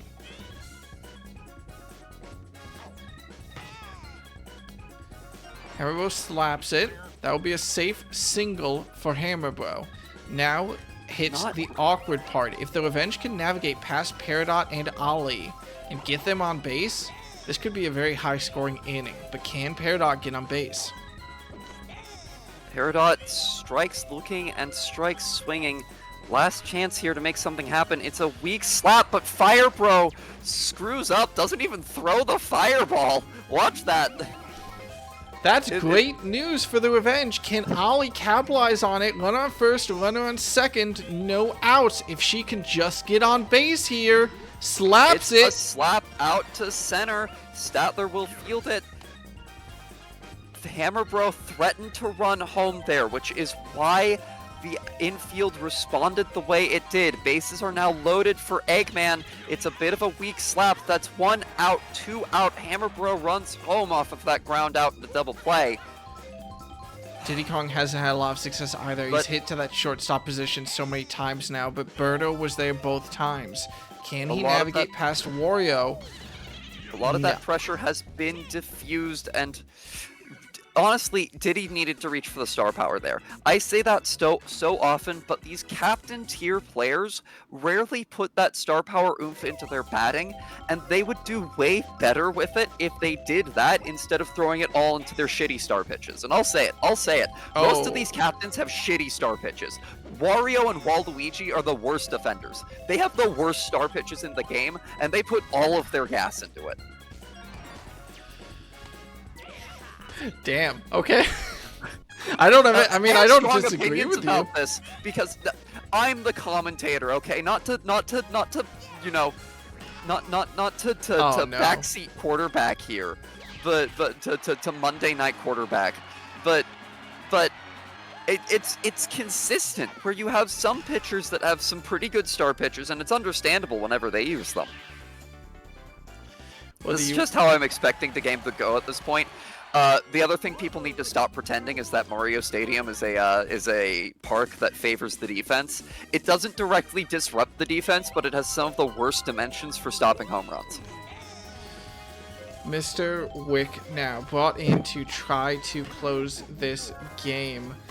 YP will get there. Slap caught out by Hammerbro. So now, since it is the Ron Eggs who have home field advantage, this could be the last at-bat for them. The Revenge would need to put up 8 in the top of the 9th so far in order to come back into this game.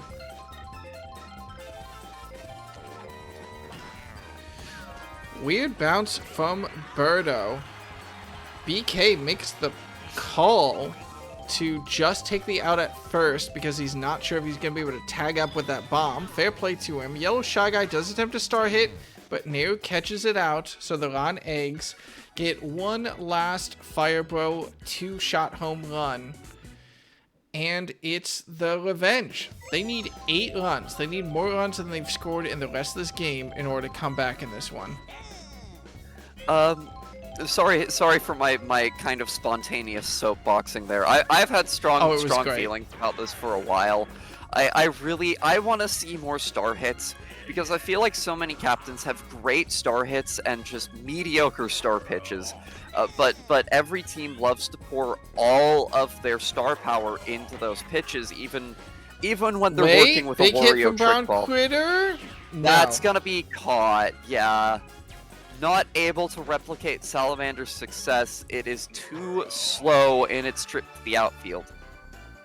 It was the right line, but it was just a little bit too slow. Statler and Yellow Toad get under that one. And that's the first of 3 outs now that the Ron Eggs need to seal away this game. Green Dry Bones is a great slap hitter, but can he get on base in this situation? No, he doesn't want slap. He might want home run number 3. And the Revenge are in such a tough situation here. They have to score... Well, never mind. They can't. I was going to say they had to score more in this inning than they had managed to do all game. But I do also have to point out, the Rotten Eggs have been a very strong team, and this is the only decisive loss that the Revenge have ever been dealt. They are now in a do-or-die situation. They have to figure out what is separating them and these other teams. I thought they had made the adjustments. I think the other adjustment might have to be never going back to Mario Stadium, because they have had no luck on this park. Let's talk about where... Oh, go ahead. But just they have got to figure out what adjustments they can still make. What is separating them and the rest of the league, such that they are losing these games when they could be winning them. This game was probably the only one that ended up looking unwinnable by the end. It has been a long series of nail biters, and it's kind of a scary game to end their half on, when their first big defeat comes right after their first win.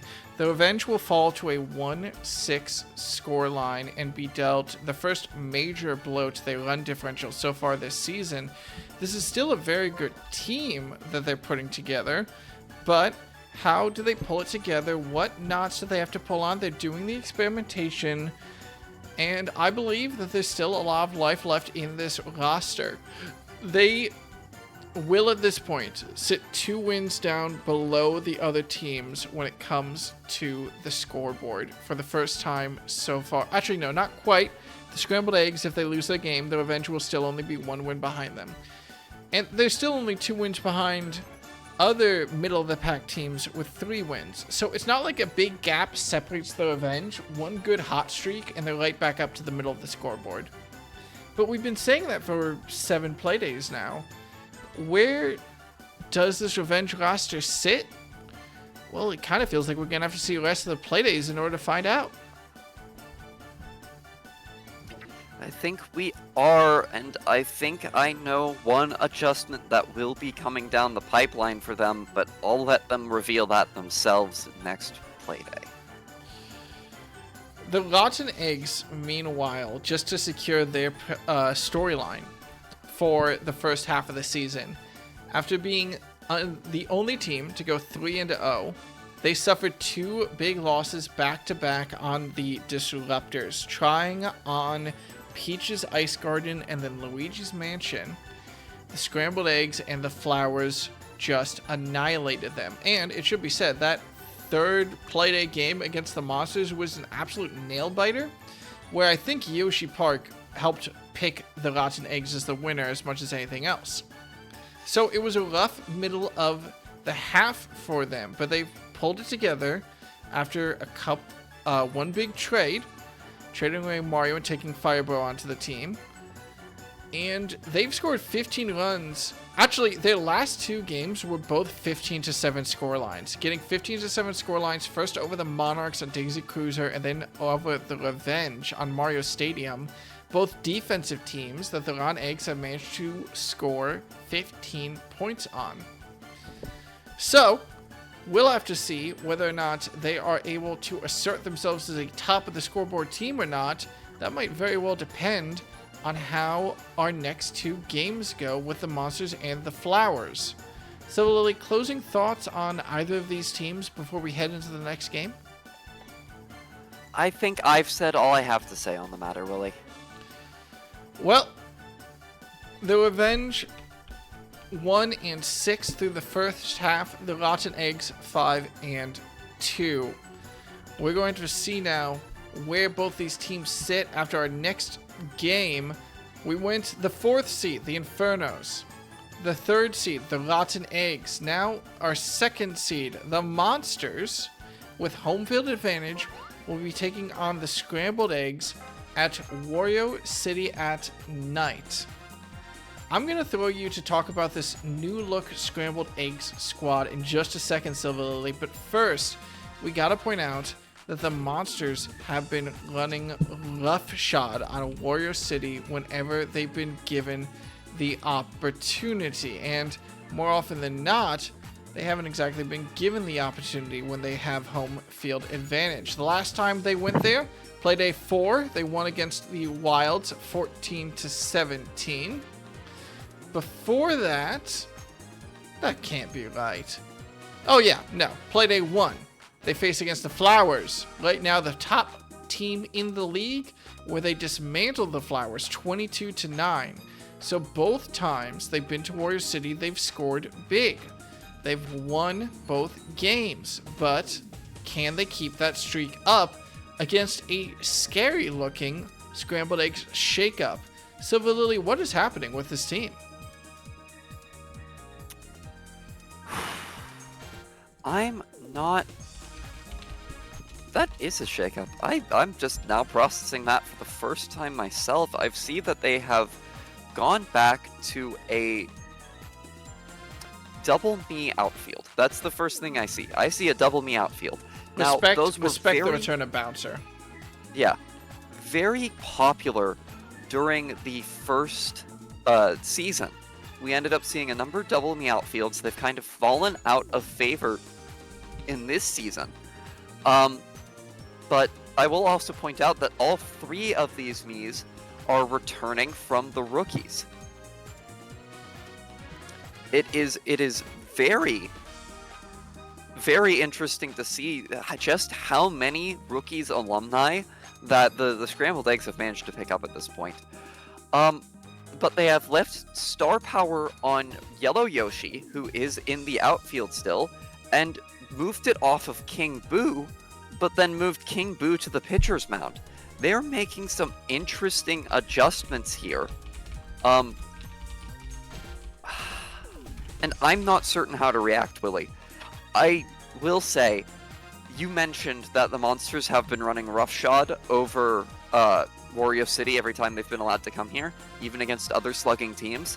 It's going to be a difficult task for the Scrambled Eggs to stop that, because while a star Yoshi in the outfield definitely communicates to me with 2 Miis that are of the same color, two Jersey players of the same color. I'm losing my kayfabe terms today, Willie. Not kayfabe.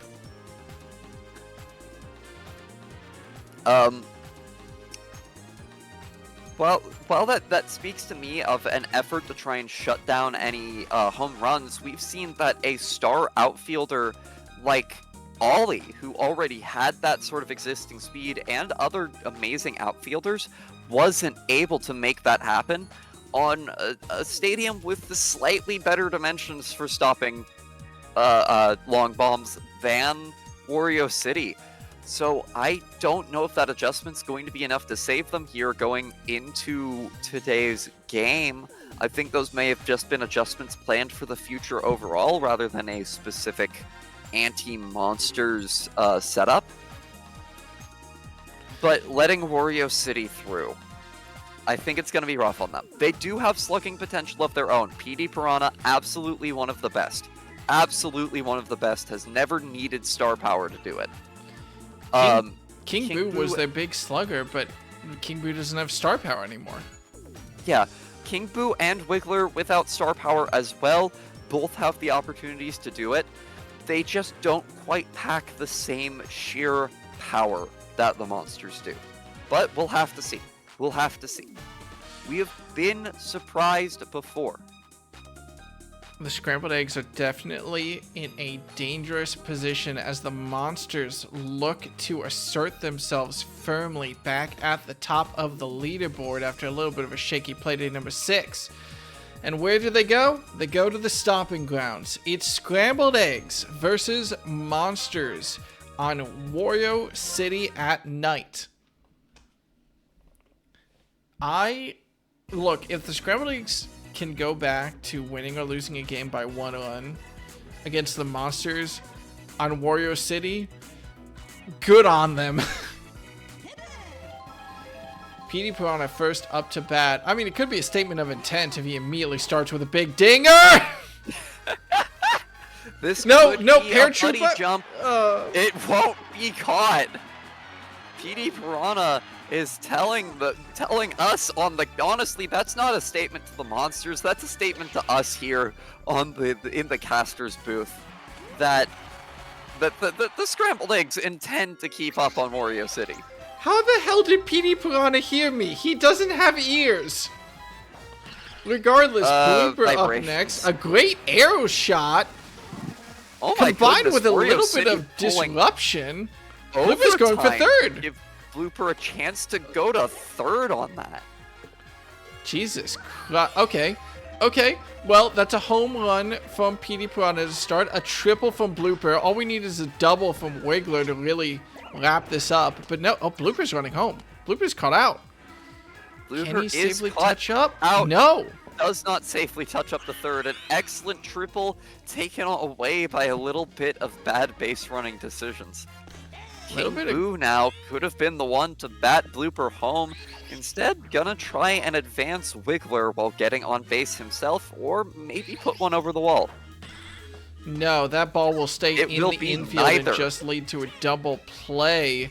That means that Petey Piranha's first big bomb is the only thing that the Scrambled Eggs will put up at the start of this game. And the Monsters, who have put their star power back onto Bowser Jr., business as normal for this team, will be a very scary team to face. King Boo is a very good starting pitcher, but there's something I gotta point out here.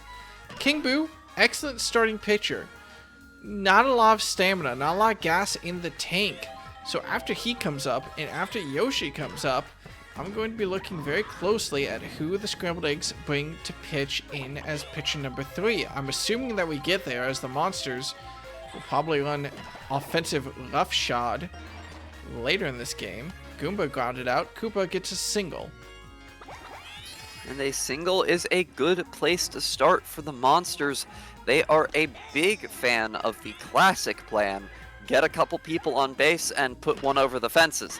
They've got one on base, they've got none on base, as Red Paratroopa hits into a double play. An out right to Wiggler at second base, who throws it over to first. And that will end the inning. So all the Scrambled Eggs have to do is repeat the success of that inning 9 more times. Or 8 more times, excuse me. While getting through stronger parts of the Monsters' batting order. Yeah, it'll be fine. So It'll be fine. it'll be fine. Cookie now returning to a batting role, but Bowser Jr. That was a good combat roll from the man at shortstop to catch that one out. Celebrate that one. I do enjoy the fact that he takes off his mask in order to celebrate his plays. Like, it's game time. Look at his game face right now. Bowser Jr. is ready at shortstop as Yellow Yoshi, taken off of that starting pitcher role, is caught out. The center fireball that would have disrupted Bowser Jr., maybe, was actually caught by Magic Koopa on the pitcher's mound. I think it hit Magic Koopa just coming directly out of the cannon. Hit Magic Koopa. Bouncer will be the first one to touch base for the Scrambled Eggs this inning. It does mean they have one that touches base. And now it is Captain Yoshi able to hit one up the center, but neither Bouncer nor Yoshi would have been able to make it to plate in time. Bowser decides to get the out at first rather than the out at second. Either way, it's an ended inning. Well, now King Boo up against Bowser Jr. This is the terrifying 3 of the Monsters. Bowser Jr. into Dark Bones into Bowser. A bobble from Petey Piranha on shortstop leads to a arrow shot. Bowser Jr. will he run for third? No. Sticks at second. And Petey, who was originally, I believe, the first baseman, moved to that all-important shortstop position, immediately bobbles the first ball that's hit to him. And we have a slap from Dark Bones to try and keep up the offensive pressure. It's a single that puts Bowser Jr. on third, runners on the corners, as Captain Bowser steps up for his first at-bat, and that's gone. Well, maybe it isn't the catch. It's not good enough. Bowser is able to hit it over the head of Yellow Yoshi, even with the buddy jump, and that is a 3-run home run, as the Monsters remind that Wario City may be named after Wario, but it's Bowser's park. King Boo taken off the mound after only 6 batters, and Yoshi is brought in.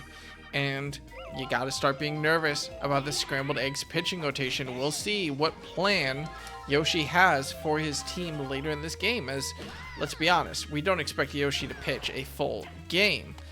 Magic Koopa, though, does hit a good single. I think the Magic Koopas might be some of my most surprisingly strong batters. They're weirdly consistent for pitchers. Regardless, though, Wiggler is one of the only people that could catch that ball without even having to make a leap, catching Iwata's slap and tossing it over to first for the clean out. That will lead... Wait a fucking second. Uh-oh. What's up? Is this... Okay, I was worried that the batting order was wrong, but it's right, so we're good. Okay. You had me worried there for a second, Millie.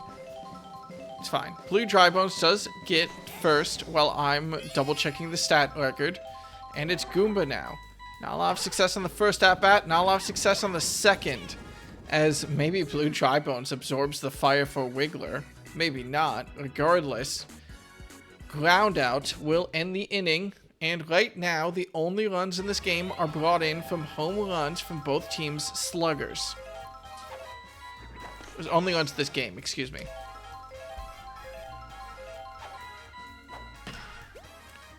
Wow, what a shot from out to the pocket in center right, just going above Bowser's head. That'll get her on base, and Petey Piranha, can he repeat the success of his first at-bat? Doesn't want to. Slaps it. Okay.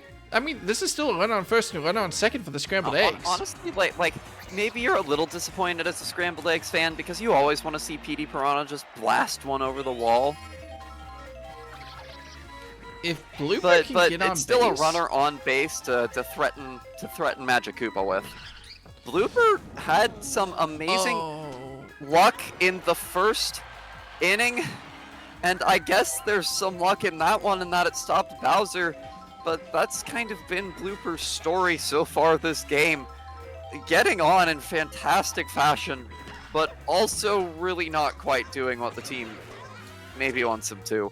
Wiggler unable to make it to first in order to make Oh's run home matter, and the Monsters maintain their lead as they head into the bottom of the third. That was a great chance for the Scrambled Eggs. We'll have to see if they're able to capitalize on it next time. Koopa does hit it straight to Petey Piranha this time, who does successfully make the catch, and it's Paratroopa up now. If Paratroopa can get on base, this could get incredibly scary, as that means we're all but guaranteed to see Bowser later. If the Scrambled Eggs don't want to see Bowser with loaded bases, they need to catch out Bowser Jr. and Dark Bones. Bowser Jr., though, successfully hits a single by an inch. Just narrowly gets in after Wiggler tries to cut off the runner at the pass. Just barely. A very quick throw from Wiggler almost caught Bowser Jr. You need to get Dark Bones out here so bad. Wiggler! And they get it. That'll mean Bowser can only threaten one run on his time at bat. What an amazing catch by Wiggler. The height really comes into play there. You don't really think of height as an important thing in baseball. But wow, does Wiggler make it count when a team needs him most to stay in this game in the early measures. King Boo, though, caught out by King Koopa. So the Scrambled Eggs still have to make up this 2-run deficit. They'll have to do it with one out on the board. You have to wonder if that star power shift from King Boo onto Yellow Yoshi was maybe a little bit of a punishment from the... Wait. Cookie with a good arrow shot redirect. Oh my god, I thought she was out there. I thought she got a little too greedy and was gonna get out there. Star player Yellow Yoshi. Let's see if he is able to take advantage of this star power and advance Cookie or even bring her home. It's a slap over to Bowser Jr. Completely wastes that excellent double. And as I was saying, I gotta wonder if maybe the star power shift is a little bit of punitive action from the coaching staff towards King Boo. Rumors in the clubhouse have been that the coaching staff have been incredibly frustrated with King Boo over the last couple of weeks. And it's a Wario City game. It's a star slugging captain on a Wario City game. He's not starred. That ball was never... He's not. You're right, he's not. It's Bowser on a Wario City game. That ball was never going anywhere else. Do you think that at the end of the play season, they're going to have to, like, go up and brush out all the baseballs from Wario? Or do you think they I think that, like... I feel like Wario's installing some sort of, like, Rube Goldberg contraption in it as we speak, so that the more balls get stacked in there, it, like, I don't know, steals money from the government. Oh no, the throw from Wiggler's too quick. PD Piranha not able to get onto the base on time. And that means that what would have been an excellent double play now has two runners on. Blue Dry Bones is a hell of a slap batter that the Scrambled Eggs need to stop for Yoshi's stamina as much as anything else. That's a good shot, though. It won't hit the arrow, but it will be a buddy throw to try to catch up Magic Koopa at home. They successfully do so. Nowhere to run with Iwata at third. And Iwata dooming Magic Koopa. Must have assumed Magic Koopa was gonna make it home safe. But that excellent outfield buddy throw. Absolute laser with the team up from Yellow Yoshi and Cookie to throw that all the way back to and catch Magic Koopa out. And excellent defensive plays like those will mean that Bowser is the only scoring monster in this inning. The Scrambled Eggs have found themselves defensively, but if they want this game, they have to start putting runs on the board. Magic Koopa is starting to tire, but it's the top of the fifth. The monsters still have tons of pitching potential with both Bowser Jr. and Bowser waiting in the wings. It's not going to be a matter of attrition. They're going to have to get through good pitchers, and Bouncer, on his first game back, has not found much success so far, grounding out at his first attempt in the top of the fifth. And Yoshi also immediately hitting an out, this one to Bowser Jr. Magic Koopa has been tired for a couple innings now, but it's already the top of the fifth. And if you are up against the monsters, you cannot afford to have Magic Koopa pitching 5 innings against you. Well, it's a quick 3 up, 3 out for the Scrambled Eggs, and once again, they have to dodge an absolute fireball of a batting roster. Well, good job on the first one. Koopa grounds out to third baseman King Boo. Willie, I think I should inform you now. I think the air quality is starting to get to my throat for a bit. I may only be able to cast until the end of this game. Understandable. Is it? Thank you, and my apologies to you and everyone watching the cast today. Are there fires going on right now? There are a few of them. The air quality is better than it could be, but worse than it should be. And my throat's already still a little damaged, still healing up. You're still recovering from COVID, by all means. If you need to pop out of this game, just let me know. Bowser Jr. does successfully get... I can make it to the end of this one. With an offensive push from the monsters. Banana Disruption isn't enough to get Bowser Jr. home, but does allow him to get the third. And now we have Bowser, Captain Bowser, who is 2 for 2 on home runs up the center this game, and here's another one. This one's for 3. You gotta wonder why anyone lets Wario City go through against the monsters, Willie. Well, it's tempting. Have all the points for the monsters come off of Bowser hitting home runs? It has been a Bowser home run for each and every single one. Bowser has hit 3 home runs for a total of 3 runs and 4 RBI. So if you take Bowser out of this game, Magic Koopa does secure a slap to start, but Yoshi starts to tie in here. Do we ask who comes in? Bouncer. Bouncer comes in from left field. That means that there's no synergy in left field anymore. Scrambled Eggs do quickly clean it up. Willie, I would normally say that's a big problem, but that has not mattered this game in the slightest. I also should specify that my comment about Bowser was a joke. I am glad he's in the game. Nah, take him out. He never did this while I was... Oh, that's a straight shot up the middle. There's plenty of time for the defense to get there, but it's way...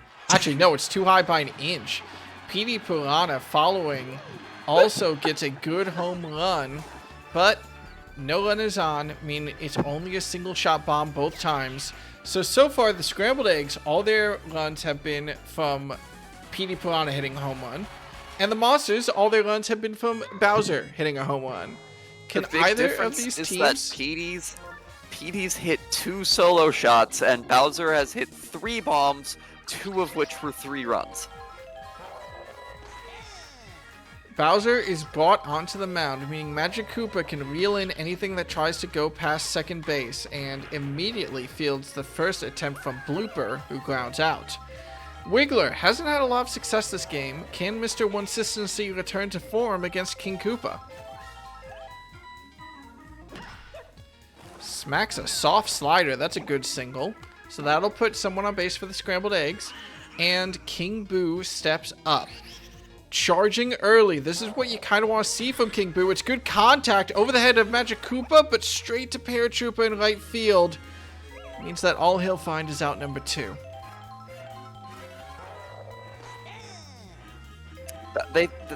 What good news for the Scrambled Eggs is they finally managed to make their way through Magic Koopa. Bad news for the Scrambled Eggs, it's the top of the 6th. Magic Koopa has awful stamina, and they still have to make it through Bowser and Bowser Jr. if they want to put any sort of actual disruption on the Monsters' game plan. And I do think, I've talked about this a little bit before, but I do think that is an underrated part of the Monsters' game plan. They have 3 good pitchers that are also good infielders, 2 of which are captain tier players that they start with in the infield to guarantee basically for almost the entire game in almost all of their games. Oh, Blue Drybones. I'm sorry, but Blue Drybones hits a solo shot bomb over the outfielders who were in position and just didn't get high. That was weird. That was not that high. It's Wario City. Forget it, man. It's Wario Town. Alright, yeah, but you're right about this infield from the Monsters being absolutely devastating to play against. But yeah, it means it's very difficult to actually meaningfully disrupt the Monsters' defense. You have to have the kind of sustained offense that so far really only the Infernos have been able to show against them. Well, now Paratroopa grounds out as well, and despite Blue Drybones hitting a solo shot bomb, the next 3 batters all get out very quickly, and the Monsters just keep their 6-run lead in response to PD Piranha's homer. It's up to the Scrambled Eggs to play small ball. Yellow Yoshi, though, isn't going to lay that off, being caught out by Magic Koopa at second base, and it's up to Bouncer, who doesn't want to play small ball either. Big charge hit, but it's straight up the first baseline, and Blue Drybones makes an easy catch out of that one. Captain Yoshi looking for a charge hit there. Doesn't like the first pitch, though it is a strike.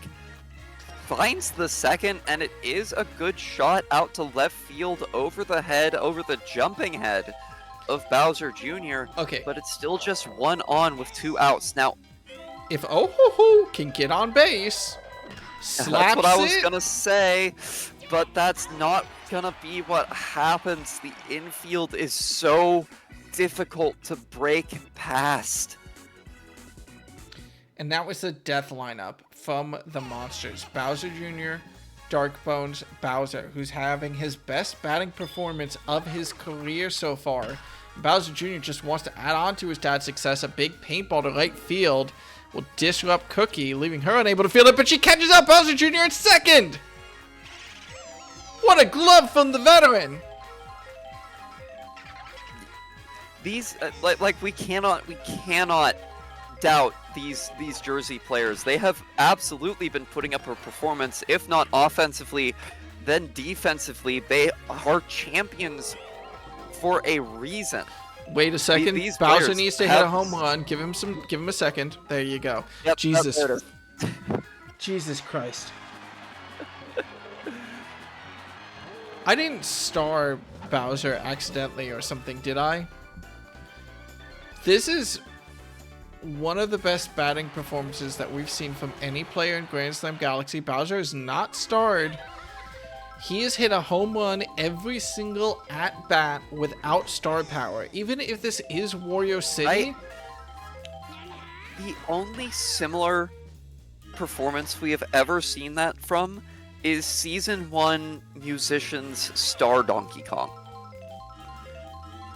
And even then, I don't think he ever went through a whole game and hit nothing but home runs. I think he came close. I think he ended up missing one home run by the end of that game after like hitting 4 in a row. So there's still time for Bowser. Still, this is bad news for the Scrambled Eggs, as they'll be seeking a double play off a blue Dry Bones bat, which is not a safe bet. Good shot off the arrow. Cookie is there before the stream can be in, but they'll catch out Iwata at third. Runner will touch home. I didn't actually see who it was. Oops.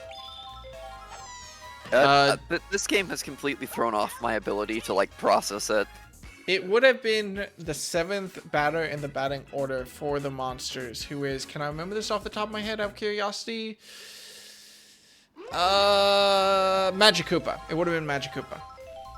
Petey Piranha now. Slaps it. I mean, good on-base percentage for Petey Piranha, but if the Scrambled Eggs can show anything here in the top of the 8th when they're 9 runs down, now is the time to do it. Blooper just needs to avoid this infield, so I'm not angry at him doing a charge hit attempt, but a slap. Aimed right at Magic Koopa. The pow block, it's dead on, though, Safe. and lets Blooper get to first. That the only way that didn't end in disaster was by direct hitting Magic Koopa with that pow block, because otherwise it would have disrupted Petey's run and there still would have been an out. Maybe it wouldn't have been a double play, but it still would have been an out. Oh, wait, big hit That's from Wiggler. This should be caught. This is going down too soon. Doesn't have the power to get out the way the other sluggers have been. But it will just be 1 out from Wiggler. It was a good effort, but loaded bases for King Boo was what the team needed, and Wiggler, trying to step ahead and get a home run on Wario City, isn't able to secure it. So now, King Boo, runner on first, runner on second, charging early, but hasn't had as much success. It's bad contact, it's a double play, and the Scrambled Eggs will be heading into inning number 9. Down by at least 9. Bowser has the responsibility to stop this team. Koopa and Paratroopa are the easy parts, but can Bouncer find his way through Bowser Jr. and Dark Bones as well? And bad bobble by Wiggler. That's not good. That's not good at all. The first out of the inning sacrificed. Paratroopa now with a chance. If Paratroopa can get on base. No. Petey That'll be it. Petey Piranha successfully cleans up the mistake by turning a double play. And now it's Bowser Jr. Will Bowser go 100% on home runs this game? It might fall down to just Bowser Jr. and Dark Bones getting out. Well, Bowser Jr. goes for a beautiful arrow shot for a single. Good awareness from Yoshi to get his glove on that one. Honestly, I feel like the arrow actually benefited the defense there. Yeah. I feel like it would have been worse for them if it had just hit the ground and they had to run to catch it. Bowser has Dark successfully Bones hit 100% home run percentage in this game. We'll see. Yeah, no, it is very likely that is just a lock-in at this point. The Scrambled Eggs would have to score at least 9 to see Bowser coming up again. Cookie. And it'll start off by Cookie hitting a ball just a bit too far, right out to the center fielder. Yellow Yoshi hasn't had much success at the bat so far. Facing down Bowser. Slaps it, but Bowser Jr. is there to make the play. And 2 outs on the board. 9 runs in the lead. The Monsters, after tripping up a little bit in the first half, face down returning player Bouncer in his first game back in Season 2, question mark? Bouncer caught out by Bowser Jr. And the Monsters secure their place at least in second with a dominating win over the Scrambled Eggs at Wario City. And with that one, Willie, I think I will have to take my leave. Thank you for having me on the cast today. Of course. Thank you for managing as long as you can. Go rest your voice and have a peaceful rest of your day. You as well, Willie, and thank you to all of our fans, all of the League fans, I should say, in the audience today. It's been wonderful being your caster, and I look forward to doing it next Playday. We'll see you next Playday on Tuesday. All right. Now, let's talk about this game. I mean, Bowser hit 100% home runs. Like, that is... Every single run for the Monsters was off a home run. No, not every single run. Blue Drybones did get a home run in there, so it wasn't just the Bowser show the whole time. But it's hard to argue that anyone besides King Koopa earned MVP honors at the end of that one. A dominating performance. For the Scrambled Eggs, I mean, it's a new look Scrambled Eggs, but they aren't really able to get anything on base. Their only scoring of 2 runs both came from PD Piranha, who's an excellent hitter by all means, but without runners on before him, in both situations, wasn't able to make the big plays. They will fall to, I believe, a guaranteed 7th now, as the Scrambled Eggs are the only team in the league right now to have 2 wins, but still a lot of time to turn this ship around for the team. They have a good core. They have PD Piranha as an amazing batter. They have King Boo as a pretty great batter as well. They just need to figure out where this team lies, and hopefully for them, they'll be able to dig their way out of 7th place. The Monsters, on the other hand, a absolutely monstrous performance. For the record, the only 2 teams that the Monsters have lost against was the Rotten Eggs in a game where Yoshi parked the Monsters, and the Monsters lost in Playday number 6 versus the Infernos, while the Infernos kept up DK Jungle. Absolute monstrous displays. That was when the Monsters were experimenting with their star power and shifted it to Blue Drybones, immediately shifting it back to Bowser Jr. for this game, and you can see just from the three-run dingers that Bowser was able to do, that it really matters. Having those players on base, getting those extra points in, the Monsters secure at least 2nd. But can they bump themselves up to the top of the league? That's the question we have to now ask, because our last game of the day is an interesting rivalry. We turn now to the Flowers versus the Monarchs. Wait, not that one. There we go. The Flowers, having a home field advantage, have chosen to take us to Junior's Playroom. The Flowers are, right now, at the start of this Playday, the best team in the league. They are the only team with 1 loss so far, and that loss was at the start of the season, when they lost against the Monsters 22-9 on Wario City. Since then, they have scorched their way through this league, leaving nobody in their wake on a 5-game winning streak.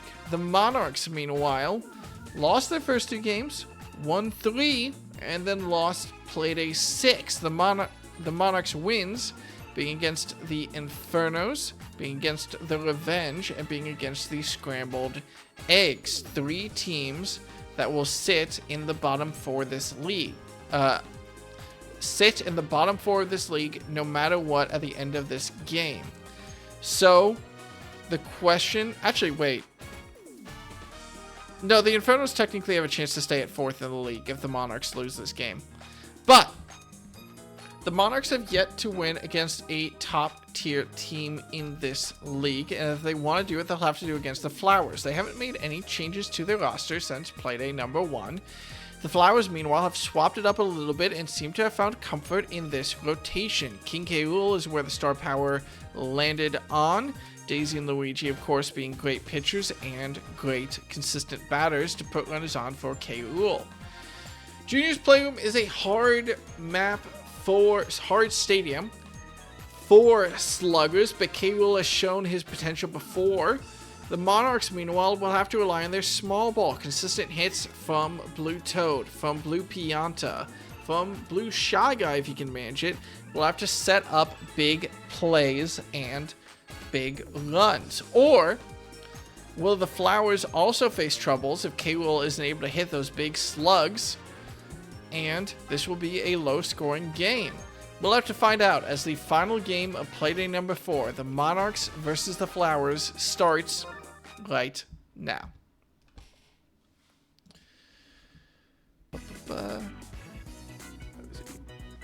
Fun fact, the home team has won every single game so far today, which is rare, actually. It's usually the away team that wins. I mean, it's not a big edge, but it was an edge that I noticed. So, is it going to be a home team sweep for Playday number 7? Well, the Flowers would definitely want that, and Luigi with a beautiful curveball to just evade the edge of Blue Critter's bat at the start of this game. Teasing that player almost. Blue Critter keeps the charge up, though, and is eventually caught out by Critter at shortstop. You gotta wonder, who can bring small ball to Junior's Playroom? I would argue that the Flowers are in a better position, which is fair enough. They picked this stadium. They feel home field comfort on it. Can they take advantage of it? Narissa can get a single. Blue Shy Guy. The Shy Guys are inconsistently good batters, but that'll be a fine shot to center field for a good start to the Monarchs offense, getting a runner on first, a runner on second. Blue Nokino, though, has not seen a lot of consistent hitting in this league. Needs to avoid the double play, and with Critter and Green Magic Koopa in the infield, that's easier said than done. Luigi teases the edges of the plate with 2 balls. Blue Noki sees through for the last third pitch, but like I said, Critter makes the beautiful catch, tags up on second. That will send the Monarchs back to the bench with no runs in the top of the first. Bottom of the first, though. Lots of good chances for the Flowers. Both captain tier players, Daisy and sub-captain Luigi. Daisy will not see success for her team. Beautiful catch by Blue Toad out in left field to snag that one. Mr. Consistency has been kind of a weather bell for the Flowers. He's actually had a lot of trouble compared to Season 1. But can he be the player that they need now in Season 2? He's definitely lost the moniker of Mr. Consistency to fellow teammate Luigi. But regardless, a good shot out to left field will get him onto first there. So it'll be up to Luigi to keep this inning going and avoid double play activity. Easier said than done. Blue Pianta and Blue Critter. The Pianta-Critter combo on the infield is a classic, but still, both Mr. Consistencies managed to find their way past them, getting on first and second, and setting up Critter. Now, we probably don't expect a big home run from Critter. Junior's Playroom is a hard place to do it, but a good line drive or something could easily advance these bats to dangerous positions. Or better, Toadette knocked out by the power block will mean that Luigi is able to reach all the way home. That means that the Flowers are able to score first blood. And more damage is possibly on the way. K. Rool is one of the few players that can actually threaten a home run on Junior's Playroom. But bad contact will actually turn nothing but a double play. You can hear the bonk off that scepter there as it doesn't get all of that ball in its sights. That means that the Flowers score 1 after Luigi runs it in, but it's only a 1-run lead. The Monarchs have some good slap hitters of their own coming up. Blue Pianta, though, is not able to find the right slot. Their attempt caught out by Red Yoshi in right field. So Blue Toad, what can he turn up? Well, against Mr. Consistency on the mound, slap right up the middle. That's a beautiful hit. That means that the Monarchs do have some offense going, but they're in a very tricky part of their lineup. Toadette into Toadsworth into Toadstool. Toadette only hits into a double play. That is a quick end to the Monarchs inning, but they're only down by 1. It's not danger zone yet, and it's some weaker batters coming from the Flowers. I praised the Magic Koopas earlier in the day for being weirdly consistent, but it's only for a single. Blue Noki does bobble it. Actually, I do wonder if they could have caught Green Magic Koopa out if they hadn't bobbled it. That might be a bad play, as opposed to, you know, all the good play bobbles you see. Regardless, Red Yoshi now. Runner on first has to avoid the double play, and Yoshis are notorious for that. Toadsworth trying to keep Green Magic Koopa honest. Doesn't want to see any early running on this one. Red Yoshi will hit into the double play. And that means that's cleared bases for Baby Daisy. Good chance for the Monarchs to come out of the bottom of the second quickly and cleanly, if they can avoid the baby's rattle. Toadsworth swings it. It's a weak contact by Baby Daisy. Blue Pianta is there in time to make the play. It's not 3 up, 3 out, but it's still quick. And that's key for the Monarchs. They don't have the deepest pitching rotation. The longer Toadsworth can last on the mound, the less points are scored against him, the better for the Monarchs' defense. Now their offense. Well, Toadsworth isn't going to be much of an asset there, but, well, he tries. Shell not there in time to disrupt Green Magic Koopa by a matter of a moment.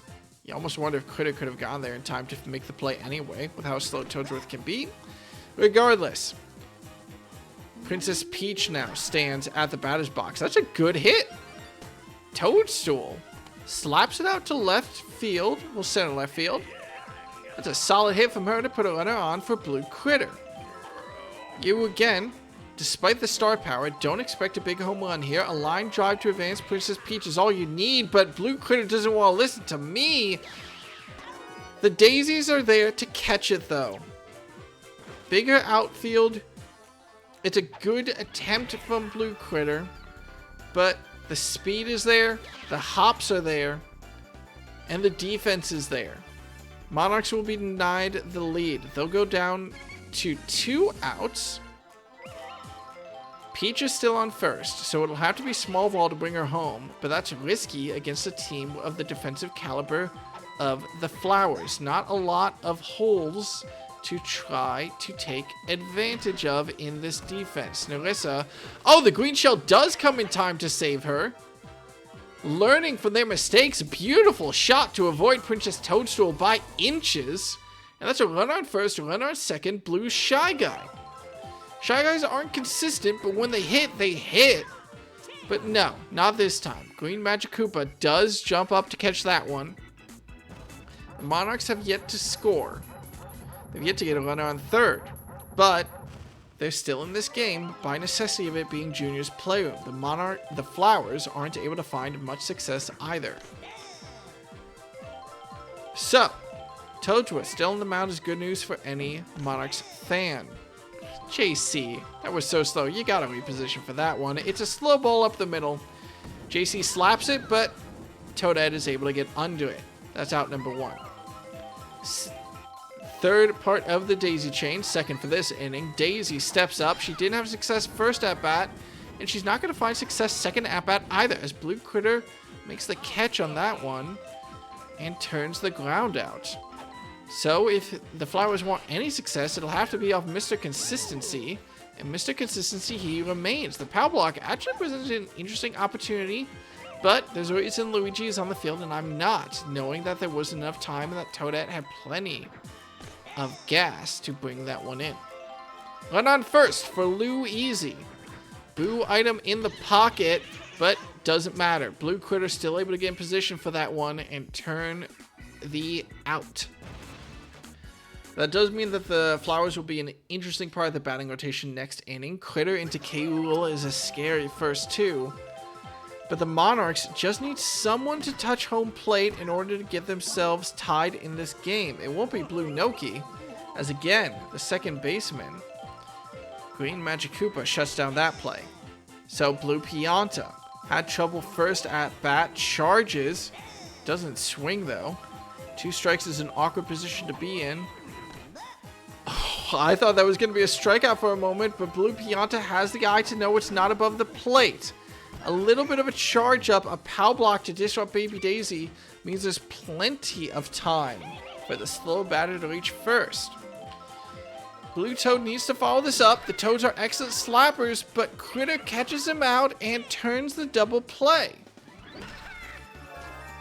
That means that, again, the Monarchs, you shouldn't expect much batting success from them next inning either, as they're currently in batters 7, 8, 9 of their rotation, Toadette, Toadsworth, and Peach, none of which consistently get on base. Meanwhile, Critter has an opportunity to try to expand this lead, and if not, at least get on base for K-Rool. Toadsworth has his work cut out for him. It's a big hit. It's deep. It's right down the center. Blue Noki isn't going to be there in time, and boop, the snoot. The first home run won't come from K-Rool. Critter wants it for himself. Straight up the middle means there's no time for Blue Noki to reach it. And the Flowers get up to a 2-run lead. A 2-run lead that starts to tire out Toadsworth.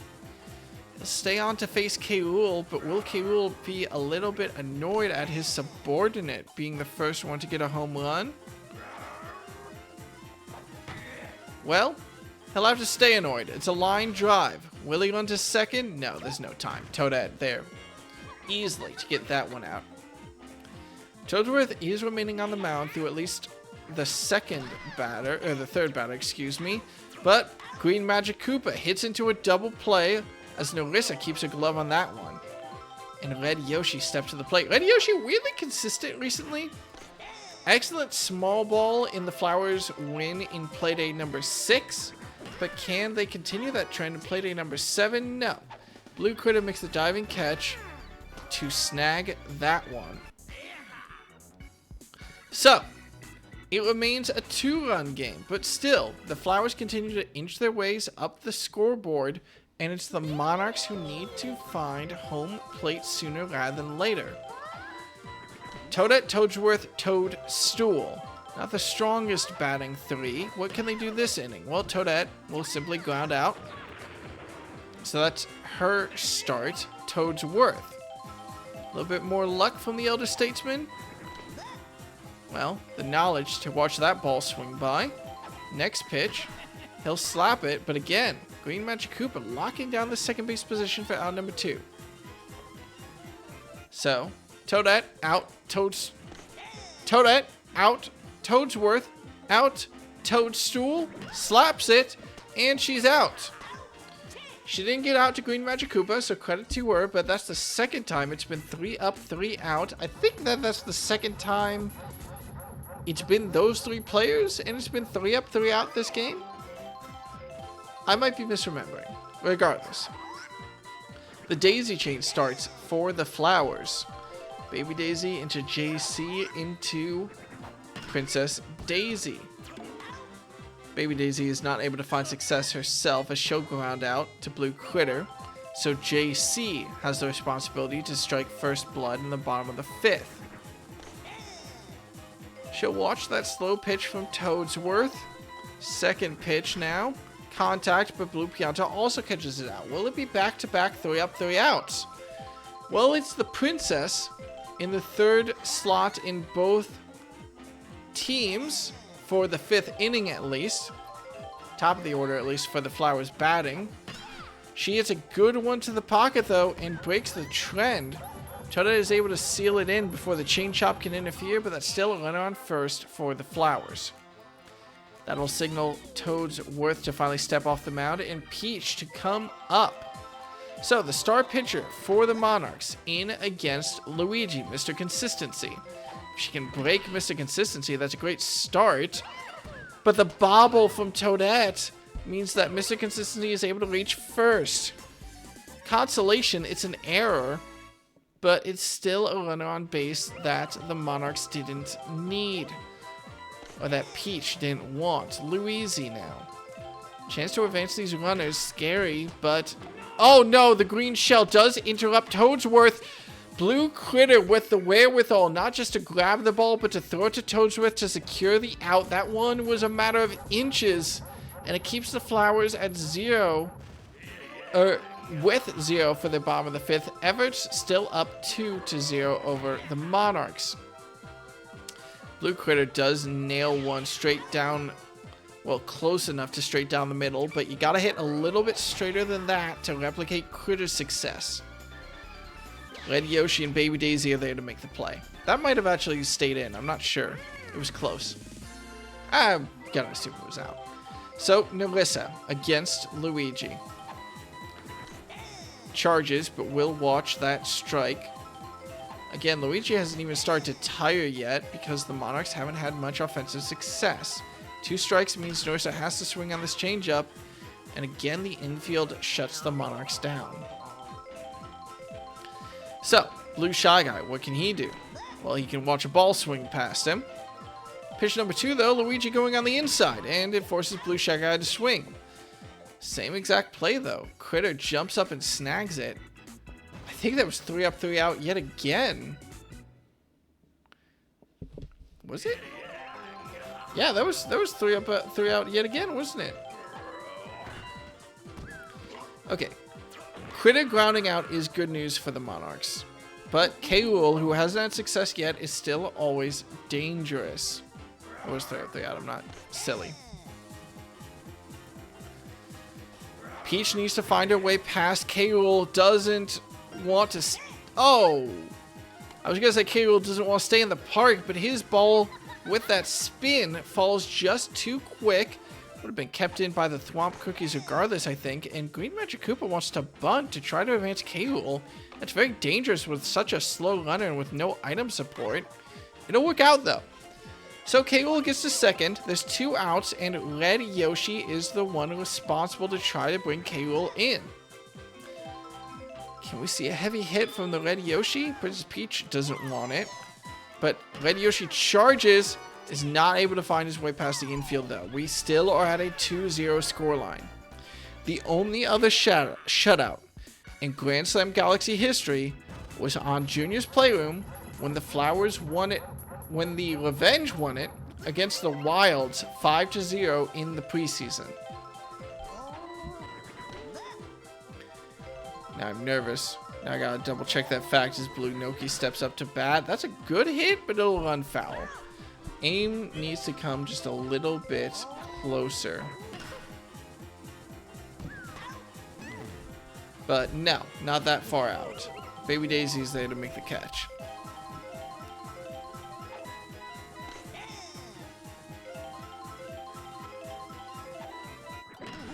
Blue Pianta slaps it. I'm not able to find the stats that I want. That'll be a runner on first for the Monarchs. And Blue Toad has the chance to advance him, but Blue Toad hasn't seen a lot of success so far this game.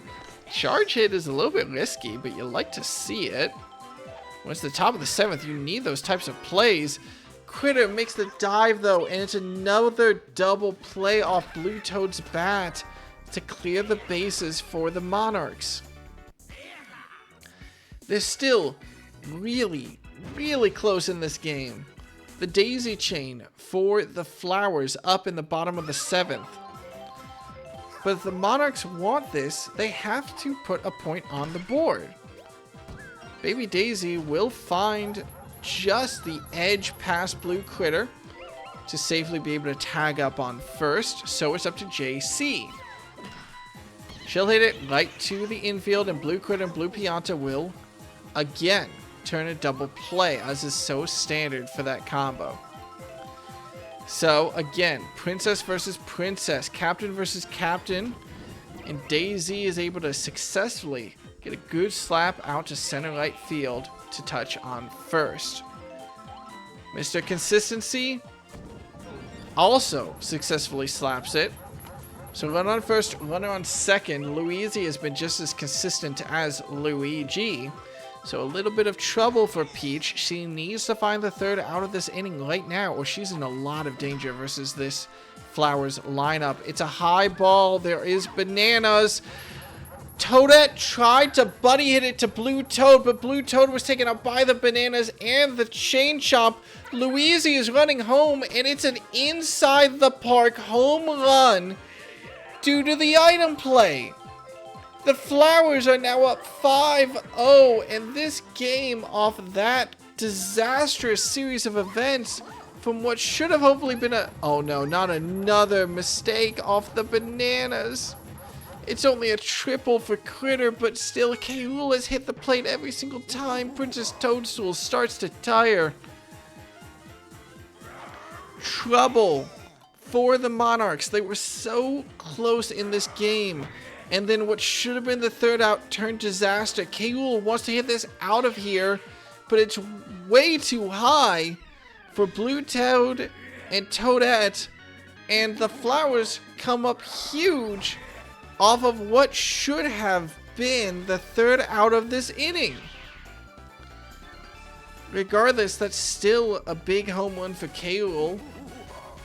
7-0, the Flowers now rest. Princess Peach taken off the mound. Blue Toad brought in from left field. Synergy will be maintained, but it hasn't come up yet. And Blue Toad needs to find out number 3 for the Monarchs to escape the 7th inning. Slap from Green Magikoopa goes straight to Blue Pianta. It's a bit of a mercy there, as the Flowers turn up for 5 on Junior's Playroom.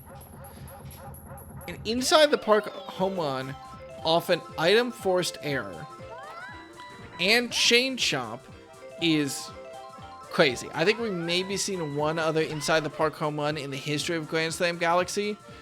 Toadette, maybe a little bit of a chance. No. Baby Daisy actually keeps cool there. And what could have been a bit of redemption, or at least a little bit of revenge for Toadette, turns into nothing. The POW block isn't able to save Toadsworth either, as Critter is there to catch it quickly. And Princess Peach is up now.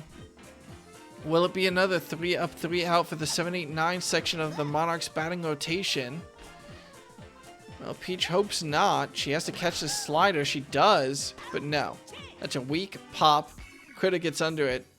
3 up, 3 out. Luigi has pitched 8, and he hasn't even broken a sweat yet. This could be a shutout for the Flowers, and the biggest shutout in the history of Grand Slam Galaxy. The Monarchs need to score in the 9th to avoid that. But, well, first they need to get through the Flowers batting. With Red Yoshi knocking it right to Blue Critter, that's a good start. Baby Daisy also will ground out. So it's up to the last possible batter for the Flowers. Will JC be the last one in this route? Yes, she will, as Blue Critter catches that one. 7 runs on Junior's Playroom is, let's just say, unexpected. If the Monarchs want this game, if the Monarchs want anything, they want to not get shut out by the Flowers. And Blue Critter, the hero, steps up and drills a solo shot homer in the top of the 9th. You couldn't script this. The Monarchs won't get shut out with a big home run from Blue Critter right when they need it. And that will at least mean that it's a butter stick for them. Can they get up to 2? Well, maybe. Narissa's up. Narissa's had a little bit of trouble. Luigi's still on the mound from the start of this game. Contact brought in by Green Magikoopa. No shell fired in time. Means that Narissa will be caught out at first. Out number 1. Blue Shy Guy now, facing down Luigi. He'll watch the first strike. Luigi going on the outside for pitch number 2 with a curveball. Catches the edge of the plate for strike number 2. Down the middle, Blue Shy Guy slaps it, but Critter catches it. That's out number 2. The Monarchs have one last lifeline, and Blue Noki is the one who has to grasp it. Will Luigi pitch a full game? That's up to Blue Noki. Good contact, evades Baby Daisy, and successfully tags up on first. So, Blue Pianta, who's been a pretty consistent slap hitter so far this game, could keep this game going, but that slap goes right to Red Yoshi, who bobbles it. Blue Noki is heading home. That's a second run for the Monarchs off a bobbled double. I mean, it's the least they deserve after that travesty of an inside the park home run where so many circumstances had to happen for it. So, more respectable 2-7 scoreline. Blue Toad has not found a lot of success into multiple double plays, but the batter finds his footing to bring in Blue Pianta. That'll be 3 now for the Monarchs. And just like that, if it wasn't for the inside the park home run, they would only be down by 1 run right now. Is it kind of fitting that the team who got a bobbled grand slam are now the team who might face defeat because of an inside the park home run off multiple disastrous fielding? I'm not even going to call them errors, more so conditions. No. Toadette hits it right to Green Magic Koopa. The Flowers seal that one 3-7 and are the only team through the first half of Grand Slam Galaxy to secure 1 loss, 6 wins, and stand alone on top of your scoreboard. What a showing from the Flowers, and honorable MVPs will go to Green Critter. That nose shot home run plus consistent batting all around, and very, very good plays at shortstop to keep the Monarchs silent through 8. You gotta respect it, and it's a very well-earned MVP from him.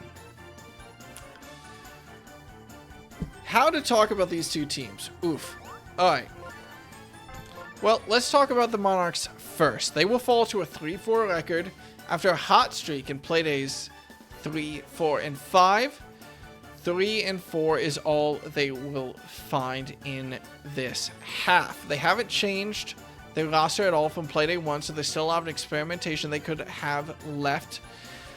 But it turns out that Blue Noki, Toadette, Toadsworth, Peach, 4 relatively weak batters and inconsistent batters in Blue Shy Guy and Narissa, they're going to have to find some way to put this offense. They could still make it work with all these players. Maybe a little bit of a reshuffling of the batting order. Maybe a little bit of a reshuffling of the outfield order. We'll have to see what the Monarchs captain chooses to do. No change is also fine. At this pace, they will still make playoffs if they can keep beating on the weaker teams. But is this a champion level team? Right now, the standings say no, and I gotta agree. We'll see if the Monarchs make any changes heading into the second half of the season. Still lots of untapped potential on this team. I believe that they can get a winning record at the end of it. Regardless, the Flowers are the standout. Excuse me, I need to actually get a picture of the Monarchs. I forgot for the record book. Regardless, the Flowers secure themselves as the standout team in the first half of Season 2 of Grand Slam Galaxy. The only team to defeat the Flowers was the Monsters in game number 1. Since then, they have been on a 6-game winning streak. They were actually, for the record, they lost both their preseason games. They lost against the Infernos on Yoshi Park in preseason game number 1, and lost against the Wilds on DK Jungle in preseason game number 2. So they went on a 3-game losing streak if you want to count the preseason, which I will for the sake of the storyline being more dramatic, and have since gone on a tear. 6 wins in a row. And actually, there is a storyline to point out here. They've had 6 wins in a row. They've had a dominating first half of the season. They've only played 1 They've only played... No, they played 2 away games against the Revenge and against the Scrambled Eggs. 5 of their next 7 games are going to be away games. So the gauntlet will be thrown, and we'll have to see whether home field advantage was what the Flowers needed or whether it was just a nice bonus. Regardless, with home run caliber hitters, K-Roll and Critter on the field, consistency from Daisy, Luigi, Louise, and weirdly enough, sometimes Red Yoshi and Green Magic Koopa when they decide to show up. This is a scary roster to face. It's time now to pull up the standings. Our final standings coming out of the first half of Grand Slam Galaxy. And despite hyping up the levels of parity that we see in this league, you're going to actually notice something maybe shocking, maybe not, depending on how you look at these teams, how you look at how the teams are balanced. Making sure that we're all good, I believe. Just gotta make sure that the run differentials are updated. Monarchs versus Flowers. I miss my co-commentator. I didn't post. Hang on, I need to fix something. You know what? I can fix it after this game. Let me just make sure that all the run differentials are updated here. Yep. Yeah, we're all good. So, the standings after 7 playdays and the first half of Grand Slam Galaxy Season 2. Unsurprisingly, after all the hyping that I just gave them, the Flowers will stand alone at the top of the scoreboard. 6-1 with a plus 20 run differential. Their only loss so far this season, was against the number 2 team. The Monsters, 5-2 with a plus 25 run differential. Below them, with another nice positive run differential, but even on the record, the Rotten Eggs, also 5-2. And then note, the next 5 teams all have a losing record. Helped buoyed a little bit by the Flowers, the Monsters, and the Rotten Eggs being so positive, but still. The Infernos, 3-4 with a negative run differential of -7. The Wilds not doing much better, 3-4, -11, keeping them just behind. And a bit further behind in the run differential, but still at the same win-loss record, is the Monarchs. The Scrambled Eggs sit at 7th with a 2-5, -7 run differential. And the Revenge sit in 8th place, 1 win to their name so far. That win coming last Playday, Playday number 6 over the Wilds. So, for this scoreboard, the Flowers I respect. 6-1 dominating wins. They will have to go on the away game gauntlet in the second half, but I expect them to be a very, very hot contender for one of those bye slots in place 1 and 2. For context, our postseason, the top 6 teams make it. Seed 1 and Seed 2 get a bye to the semifinals, and seeds 3 through 6 play a best of 3 quarterfinals to try to make it to face the best teams in the league. So, Flowers and Monsters currently sit in those spots. The Flowers are almost looking guaranteed for one of those top 2 slots if they can continue this domination in their away games. The Monsters, after a couple of short hiccups, are still looking just as good. Again, weird storyline here, but if the Rotten Eggs hadn't pulled off that win on Playday number 3 versus the Monsters, they very easily could have also gone 6-1. The Rotten Eggs sit 5-2 as well. Though not looking as fierce as the Monsters, they're doing respectable, but you gotta watch as they are definitely the best team right now with the highest potential for a fall off. That fall off would have to come if the Infernos are able to bring it back. The Infernos have been looking much, much better since their trade with Mario. And should their small ball come alive, they are a hard team to beat for anyone in this league. The Wilds, also with that unsung potential. Any team with DK is a scary one. Finding a little bit of their footing after a rough start to the season, getting up to 3-4, but still a minus 11 run differential. Quite a bit to climb to even that one out. The Monarchs, 3-4, minus 22 run differential, the worst run differential in the league. 3-4 in part thanks to stuff like a bobbled Grand Slam. They will have to earn their spot in the 6th slot in the second half of this league. And I think that they could very easily do it, though it's hard to say that's not the case with all of these teams now. The Scrambled Eggs sitting in slot number 7. 2-5, minus 7 run differential. Extremely close games for the Scrambled Eggs against so many teams. Losing, I believe, 3 games this season by a margin of 1? Yeah, the Scrambled Eggs lost 3 games this season by a margin of 1 against the Inferno, the Monarchs, and the Wilds. So, if they can just come back and secure those wins in the second half of the season, they're looking to make playoffs. The Revenge, not the worst run differential in the league, but the worst win-loss at 1-6. We've said so many times that this team should be able to pull it together, and they've been having just that little bit of trouble to find the last inch in so many games. The biggest storyline here, for me, is that the Revenge could very easily, for all we know, go on like a 6-game winning streak. Like, they have the capacity. Is it luck that has held them back?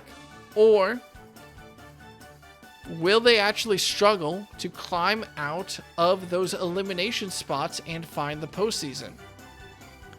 We'll find out in the second half of the season. Playday number 8 will be coming this Tuesday at the normal time, maybe a little bit earlier. I have been your commissioner, Willie or Won't He. Thank you very much for joining me on Playday number 7. I will see you soon for more Grand Slam Galaxy. And until Tuesday, and until the hottest season, I say, out of a sample size of 2, and Grand Slam Galaxy continues, play ball. And good night, everyone.